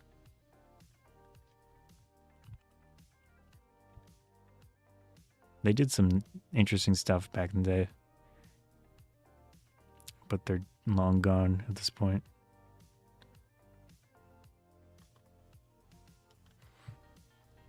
Yeah, so like a dual socket 7 or something. That's the AGP port. I think that's socket 7 maybe. 3 RAM sticks. Pretty cool. BP6. Okay, Celerons. Whichever socket that was.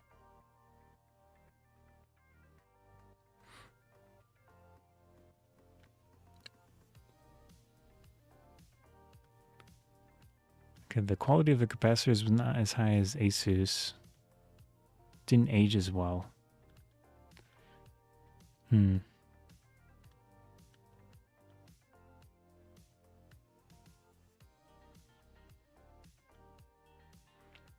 January 2006, Abbott sold itself to Universal Scientific Industrial. Sold motherboards under the name Universal Abbott, but it was not successful. Closed in 2008 and totally stopped in 2009. It's actually later than I would have expected.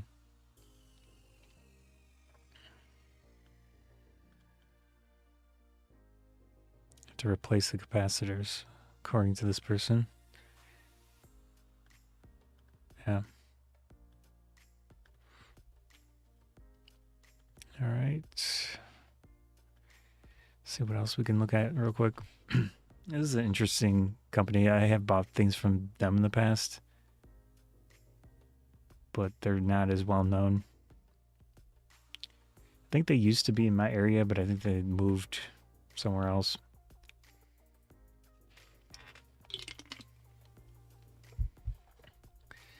Let's see.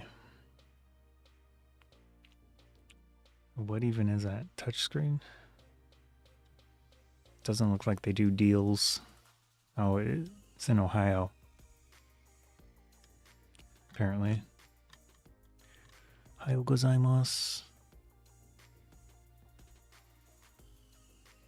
When my first anime convention was OhioCon. It was back in 2003. And then I went in 2004 as well. And then I've never been back. That convention still exists, but I've heard that it had issues at one point with the staff. I'm not sure what their current situation is.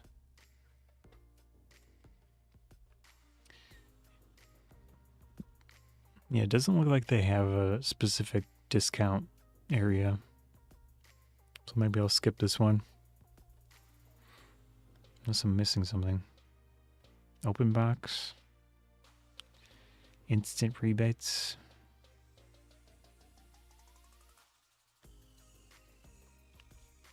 Super low. Let's go in stock. So you can get an office printer. Or scanner. Whatever this thing is.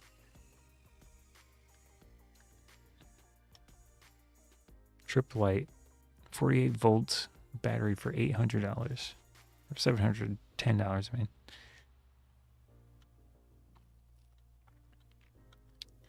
yep.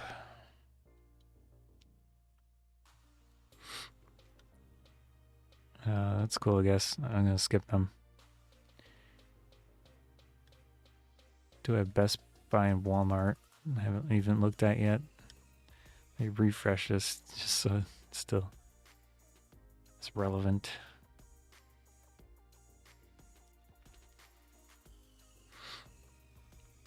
So I've got the A16. No. 128 GB, a 16 chip iPad.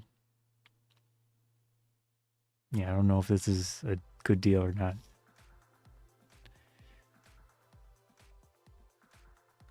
Oh, you can get Apple headphones for $400. Yeah.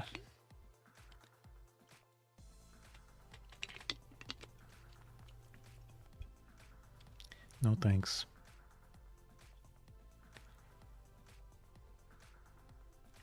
Pencil for $95. Oh, nope. Gonna pass on that. 40-inch screen for $90. Yeah, I had gone to my local Best Buy before Black Friday, and it was loaded up with TV boxes everywhere. Like, how many more people need TVs, right? I haven't bought TVs, but I feel like they've always pushed TVs for so long that there's got to be a limit of how many TVs people buy. Unless they just put a new one in every room.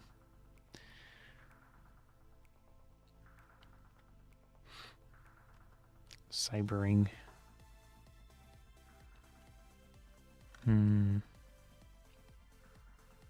The monitors. What low price?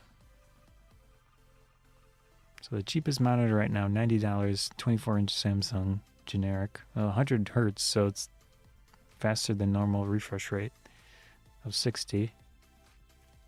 27-inch AOC. Yeah, you need a screen.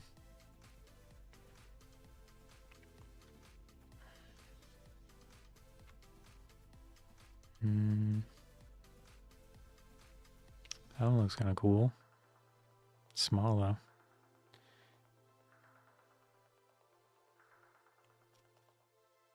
Acer Nitro. 120 hertz, 34-inch curved. That's cool. I really don't know what's a good deal.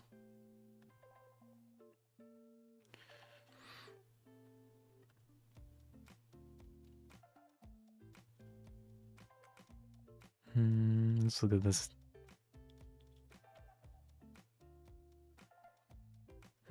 Come on. Let me click on it.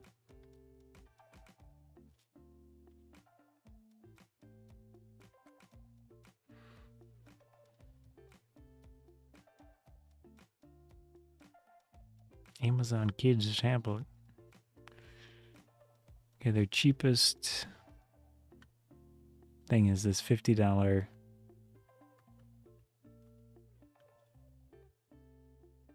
How much RAM does it have? 3 gigabytes of RAM.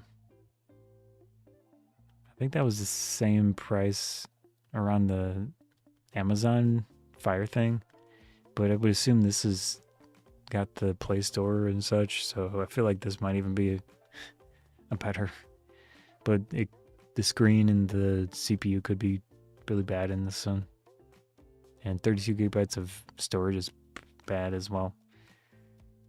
But at least in my own personal use case, I'm not going to buy this thing because, no, but just like additional chat screens I'm thinking of. Let's get an Apple iPad Air 2 for $50. I would assume this is just not supported well at this point. It has 4 gigabytes of RAM, 64 gigabytes of storage. Let me see.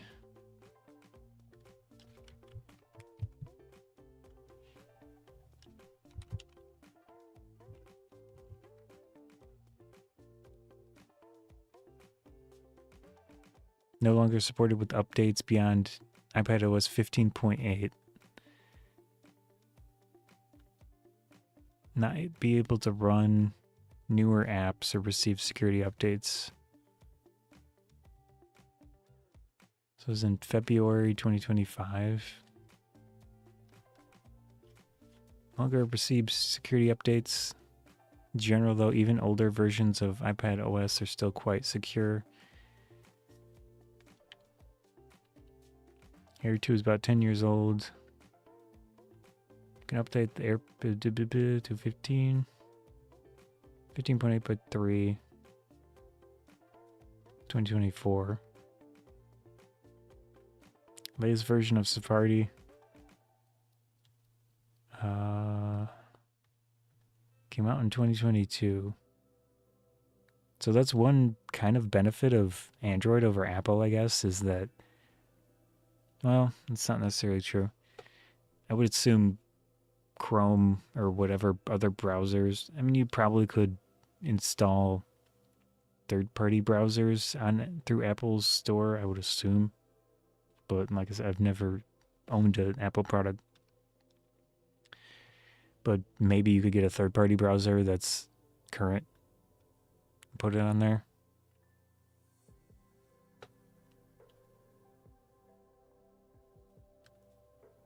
Whoops.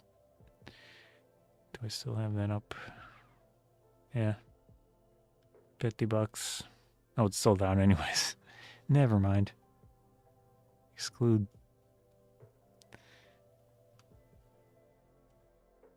This is still sorted. Yeah. Samsung Galaxy Tab. Yeah, that's the basic garbage. RCA. 8-inch. No thanks. 55 for a 3GB, 32GB storage, 8-inch Fire thing. I think it was cheaper on Amazon. 70. I don't know how this is a tablet. Kindle and Lenovo 8.7-inch. Man, that's pretty bad.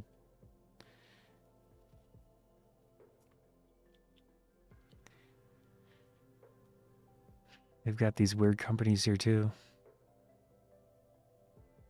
I guess Best Buy has done more with third-party sellers lately. Good old Nintendo. Let's see. Computer accessories. Yeah, I saw a 64GB kit of DDR5 6,000 mega transfer per second RAM for $906 at Best Buy. That was a little bit before Black Friday. It's crazy.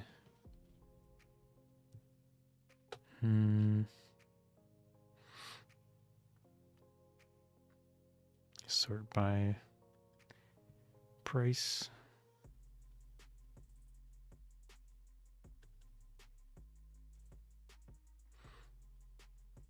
M100.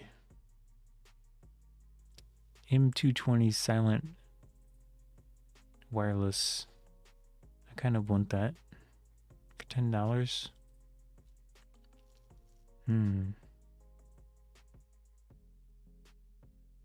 Although I prefer wired mouse because I don't want to deal with batteries.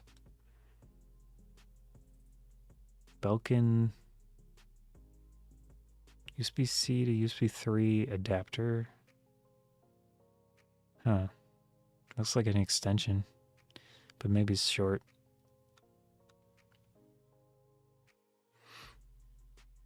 Ambidextrous.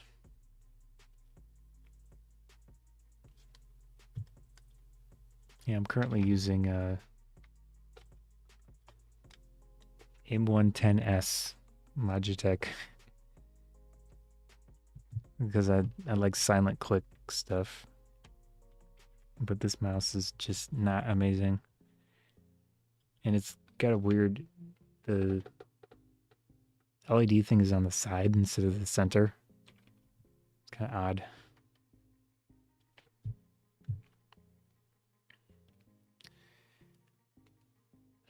feel like I'm almost done cybering Monday at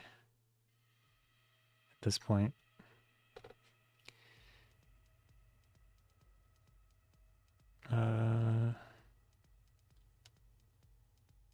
They still sell this thing. It's got a slightly improved case to it.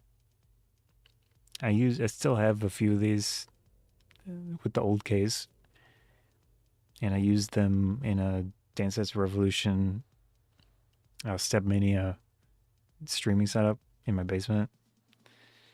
I mean, it's not my basement, but anyways, that's unrelated. Yeah. So that's pretty cool. They work. The problem with webcams is that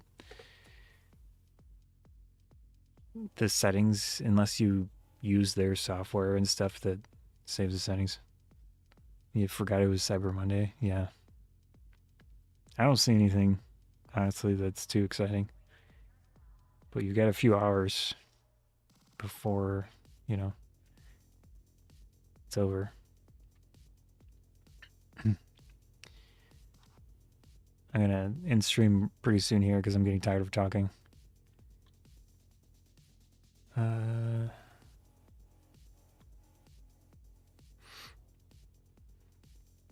Monitors, yeah. Let me see. I could do just a general search. TV. The one I had seen that was 75 was a TV.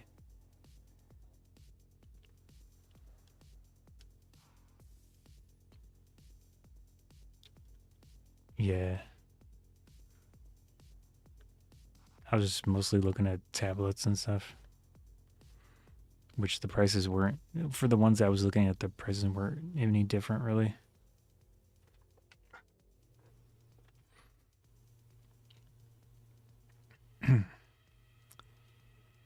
Let's see.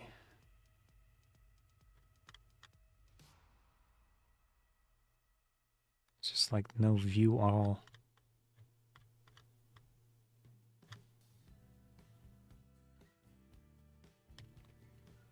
Nope. Whoops.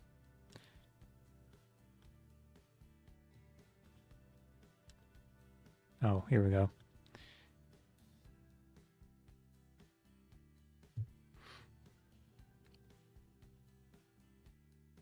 You'll just sort by price. I have two really cheap.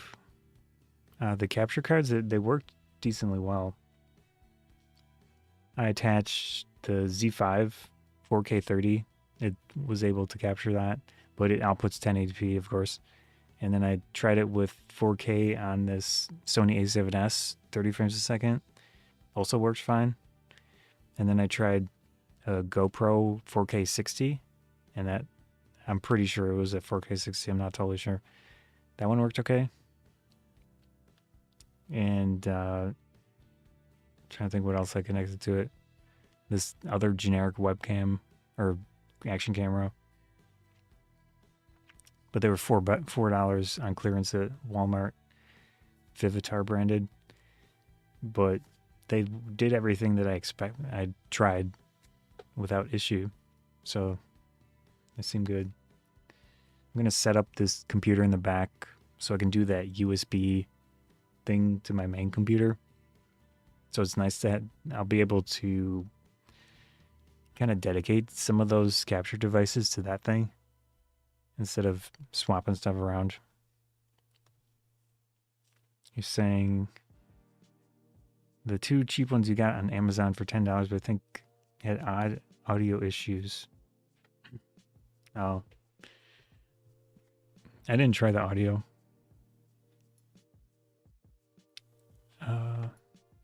Yeah, instead of the mall, I went to Walmart. Let's see. I might still have the page up. No, I think I closed it.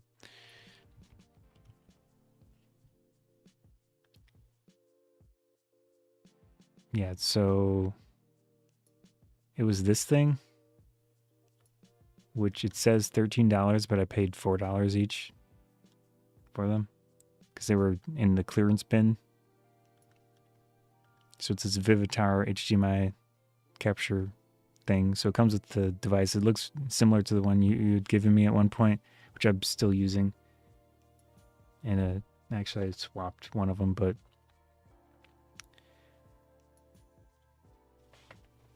oh yeah, I don't know if any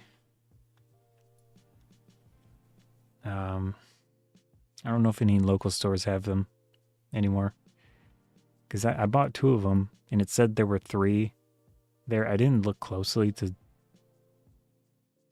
see if the third one was there, but it was in a clearance bin at one of the Walmarts.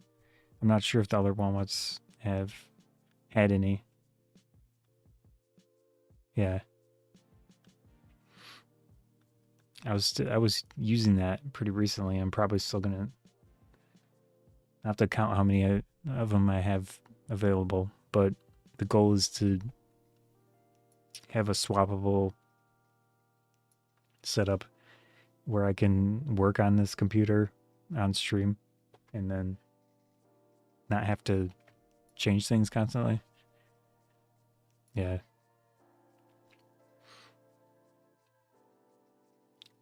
Oh, as a backup? Oh. Yeah, I don't know if the third one that I didn't buy exists or not there or not. But anyways, they were $4 each, and I on stream here earlier today. Tested out, and it worked fine for all the tests that I tried, but I didn't try any audio capture stuff.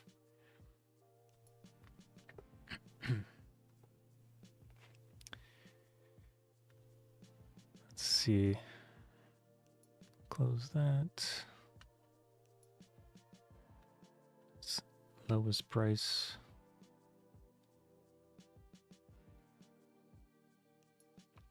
Dual audio. Oh. I wonder why. Maybe it came from the camera. Yeah, it's possible. I didn't even consider that. But I feel like... Huh. That's weird. But it shouldn't... In OBS, it shouldn't automatically create an... Maybe it did create an audio source when I added the... I don't know. I have such a massive list of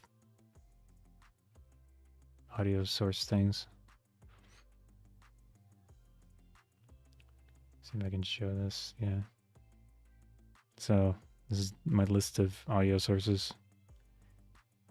It's per application. So I don't understand why it would have duplicated the audio, but I guess it did for some reason.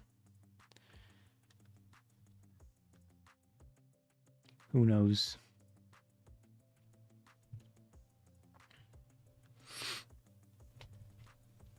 All right.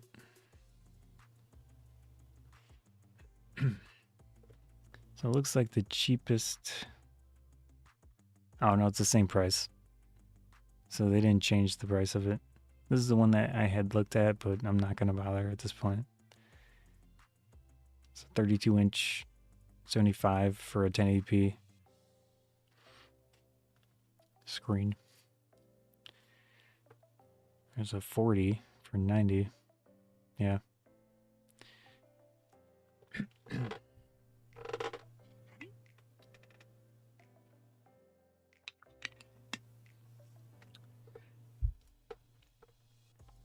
All right.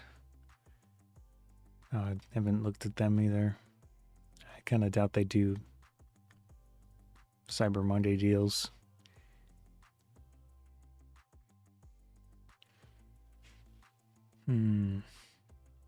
Graphics cards.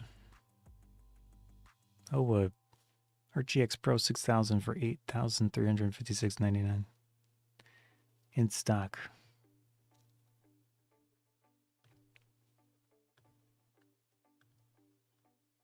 GeForce 210 in stock.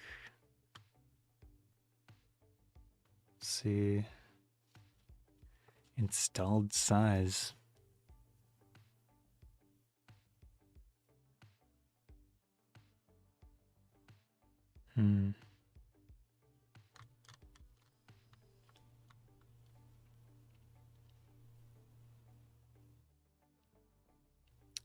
Black Friday isn't as exciting as it used to be for us, but at the same time, I prefer to be safer. Yeah, I know what you're saying with the crazy. Yeah, those video clips of Walmart people, or I mean, just Walmart stores where people are going crazy.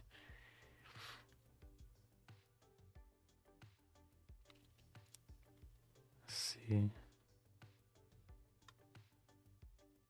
3050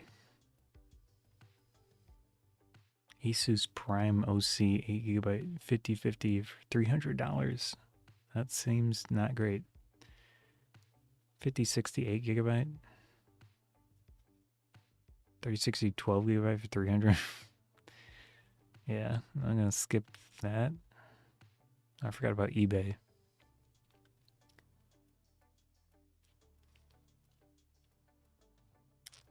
%.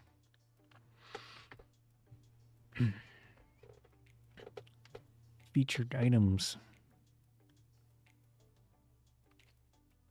There's a Bose SoundLink.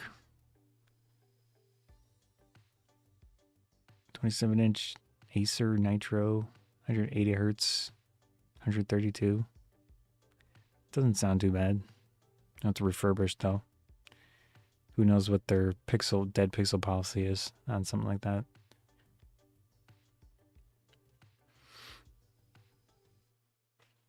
I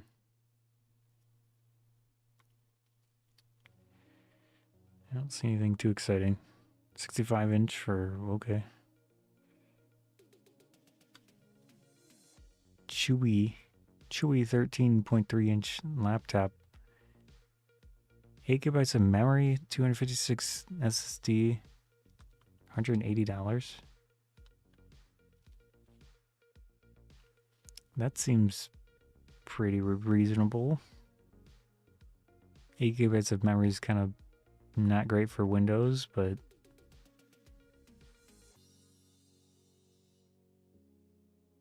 I wonder if it has a slot for RAM. ARM chip? It says Celeron. In 4020 quad core, whatever that is.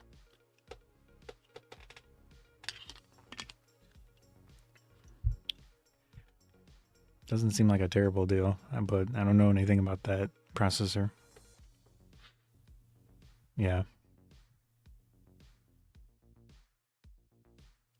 1080p.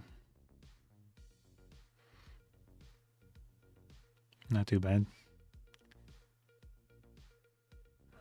143 with some type of coupon. Cyber Week. Okay, you have a laptop with a similar CPU, but AMD. Yeah. 30 minutes? Oh, geez. That's rough. But 150 doesn't sound too bad.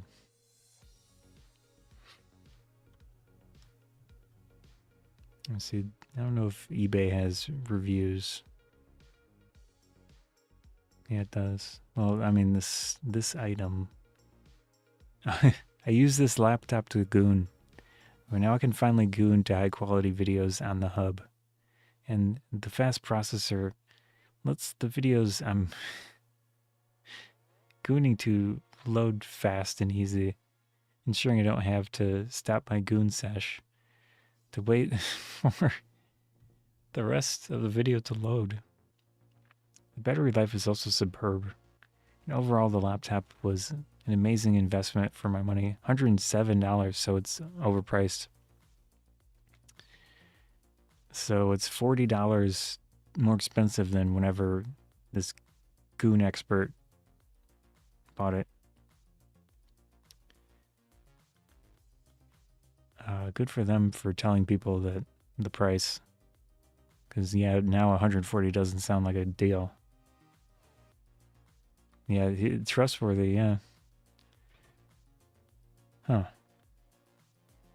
Value.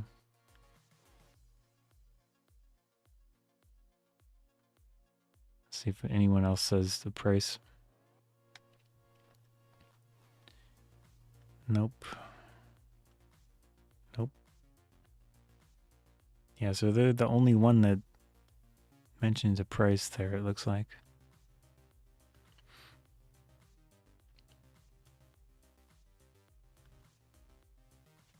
Hmm.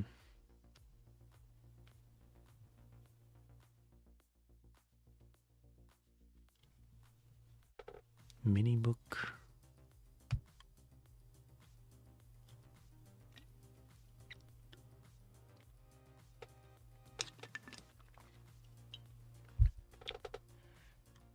Yep.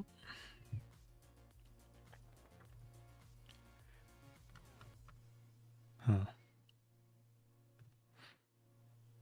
All right.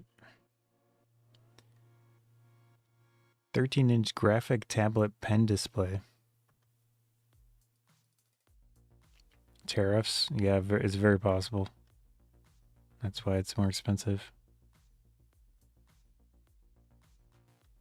I'm not sure what the current rate is, but there probably is a sizable tariff.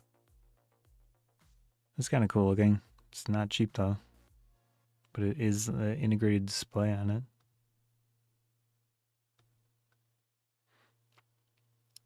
.3-inch.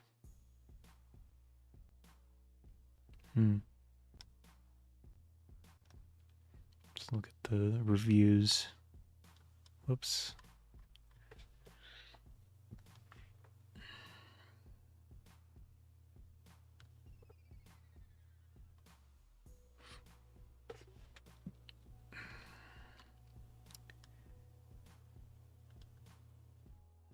Doesn't really say anything about the actual product. Yeah, eBay is a little bit different with how it's set up with feedback.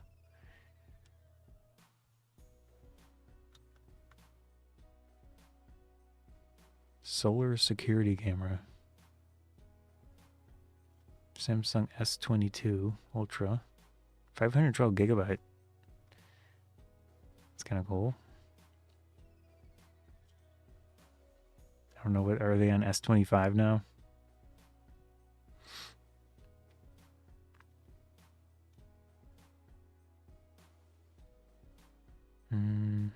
MSI something. 170 hertz. Not too bad. Anycube Cobra Max Combo version 800, almost 750 for a 3D printer, which has multiple colors, it looks like.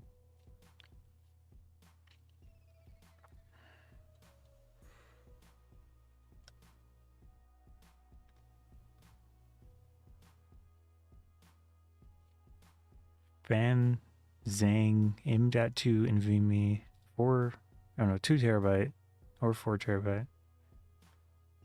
Huh.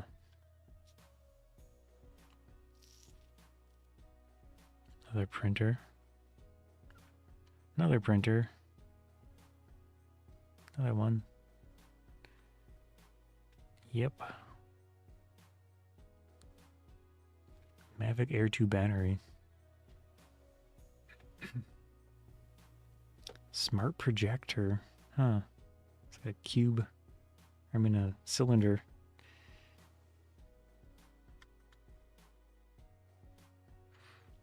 Another oddly branded SSD.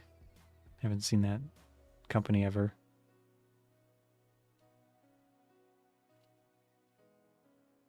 eBay might be a better deal option, it looks like.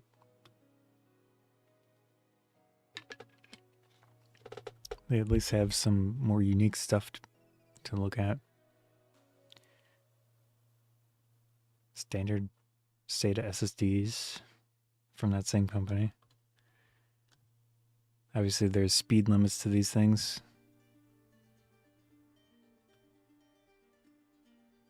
256 gigabyte for $28. For like an old cheap PC, that wouldn't be too bad. I think I'm using a SSD probably around that size for my Stepmania computer.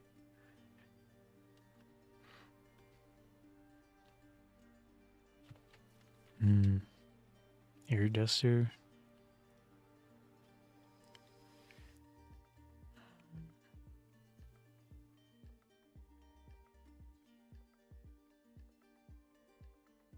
More printers. A very expensive TV. It's 83 inch.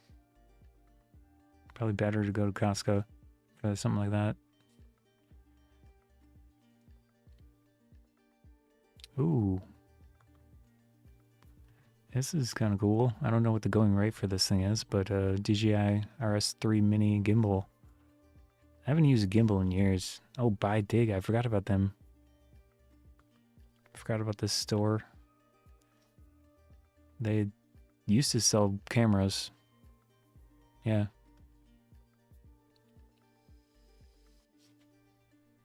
They were kind of scammy though, from what I remember.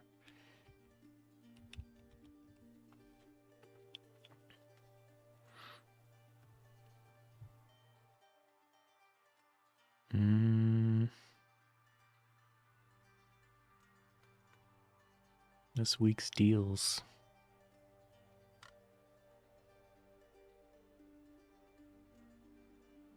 Yeah, there's the... Okay, it's the same price as eBay. 42 inch for whatever. No thanks. A7 IV for $2,000. I don't feel like that's a deal. With the 28 to... No, that one's just a body. With a kit lens for 2200. Nope. DJ mic wireless, no. Eh. Coupons. Got a refurbished area. Look at their tablets.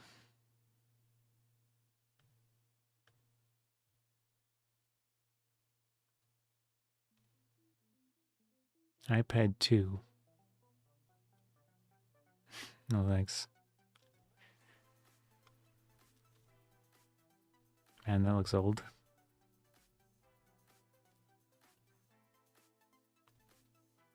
A9 plus 64 gigabyte. No thanks. Wacom 14 inch. This is kind of cool, but $315. Nope. Oh. I think that's overpriced.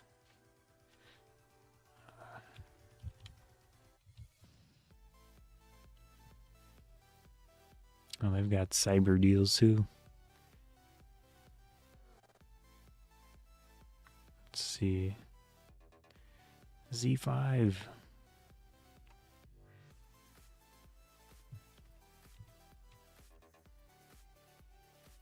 $1,600. Yeah, that's... Oh, that's lens sold separately. But that's definitely better to buy it from them than this random. With the kit lens for $2,000. I don't think that lens is definitely not worth $400. Yeah. 2450 kit. Yeah. It's even... That's funny when it's cheaper on the official Nikon website.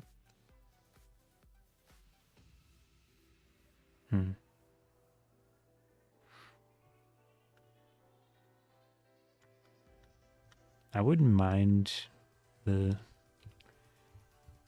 or is it ZR? Whatever it's called. Oh, it's not on sale. Their new video camera. It's got a lot of weird ergonomic quirks, but it looks alright. Anyways, not looking at cameras today much. Yeah, what time is it? 9 something? R50 for A7 R5 for 3,300. That doesn't sound like a deal to me, but maybe it was with how high the prices jumped at one point.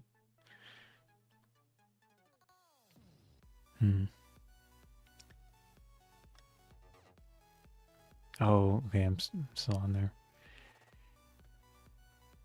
Yeah, gimbals are kind of interesting. I don't know if I would want to bother getting back into gimbal stuff. Although the gimbal that I had was a little limited in what I could do with it. So it was so small, and the area where you would mount the camera didn't support a lot of larger stuff.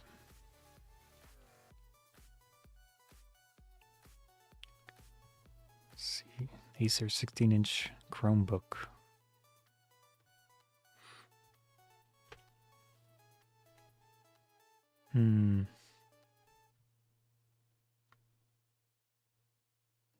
What is this thing?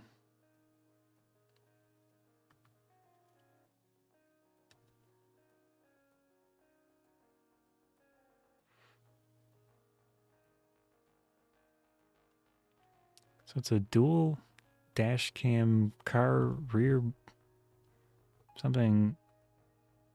It's like a replacement for your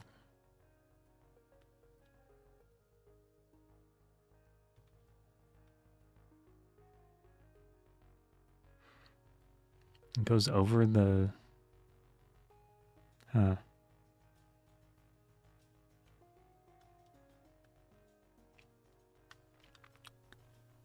guess that's a popular thing. Anyways.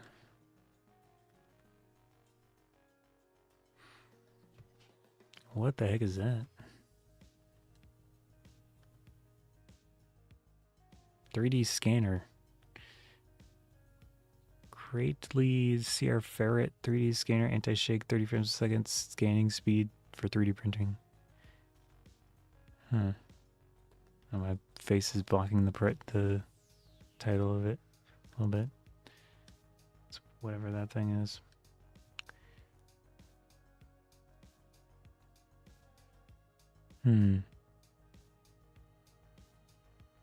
It's kind of interesting.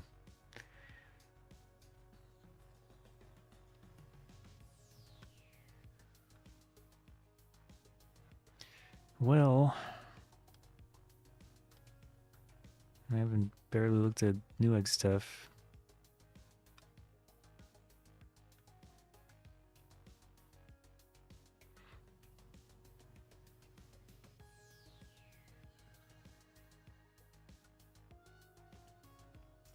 Basically $10 off of Lowe's gift card. I guess that's the biggest deal.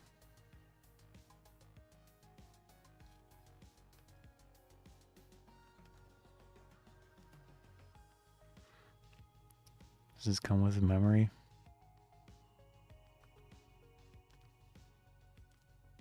$32 gigabytes of DDR4 RAM.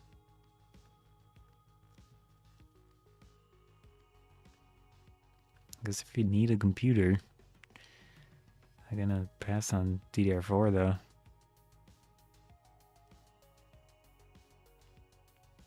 $5070 Ti 16 gigabyte, $750. Nah, bro. 9800 X3D plus $25 off. It's probably cheaper than normal. I don't remember what I paid for the 9900X, if I can pronounce it. B650.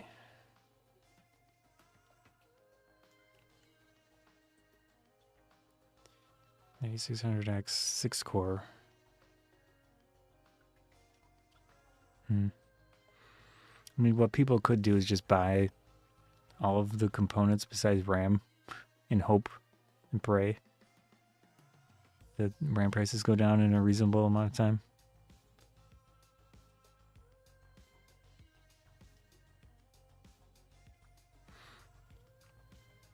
I like that wood fractal one. It's kind of cool.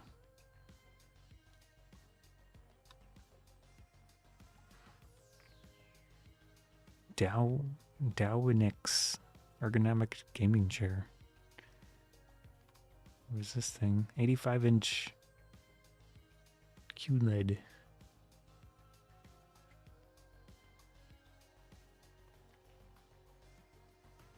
Computer speakers. Haven't seen those in a while. 8-port gigabit switch. That's not bad. Although they're probably pretty cheap these days, because standard gigabit stuff is kind of easy to get at this point. Now it's like 2.5 gigabit or higher.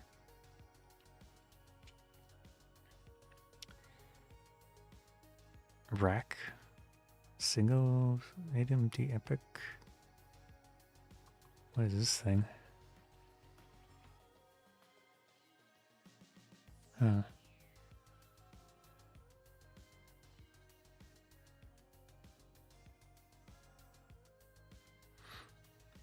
AMD Epic. Ryzen 9000 series. Huh. I don't know what this thing is.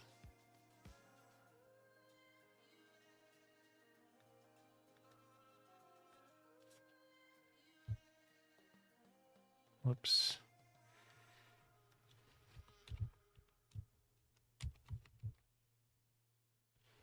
Let's try the 405.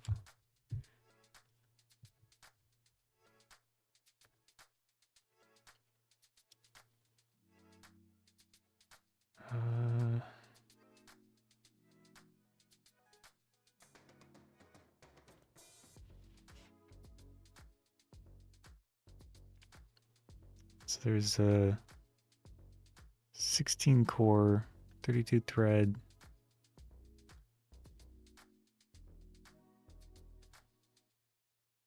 Does it have more PCIe lanes or something?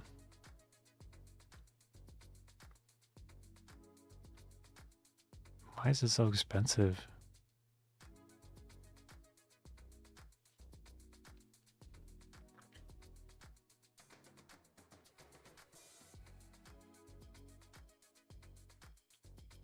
By 28.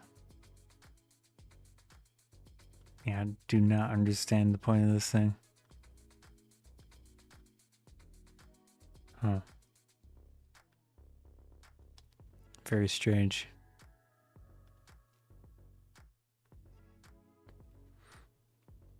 Like if it doesn't have, they don't even mention how many PCIe lanes it has.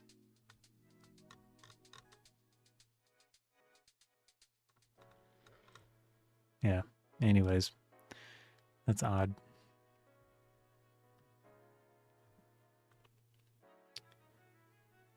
PS5 controller.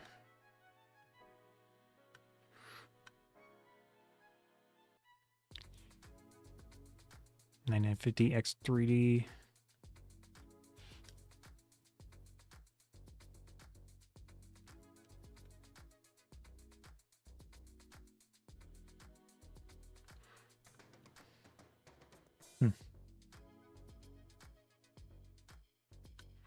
All right, I'm done. That was interesting. Trying to do a deal stream. It's fun though. But I'm gonna head out. See it after the fact. I'm sure the deals will be irrelevant, but you could stay for the blabbing for 4 hours. Oh, and I looked at those Vivitar capture things, which were not bad, but might be difficult finding them at this point. Peace.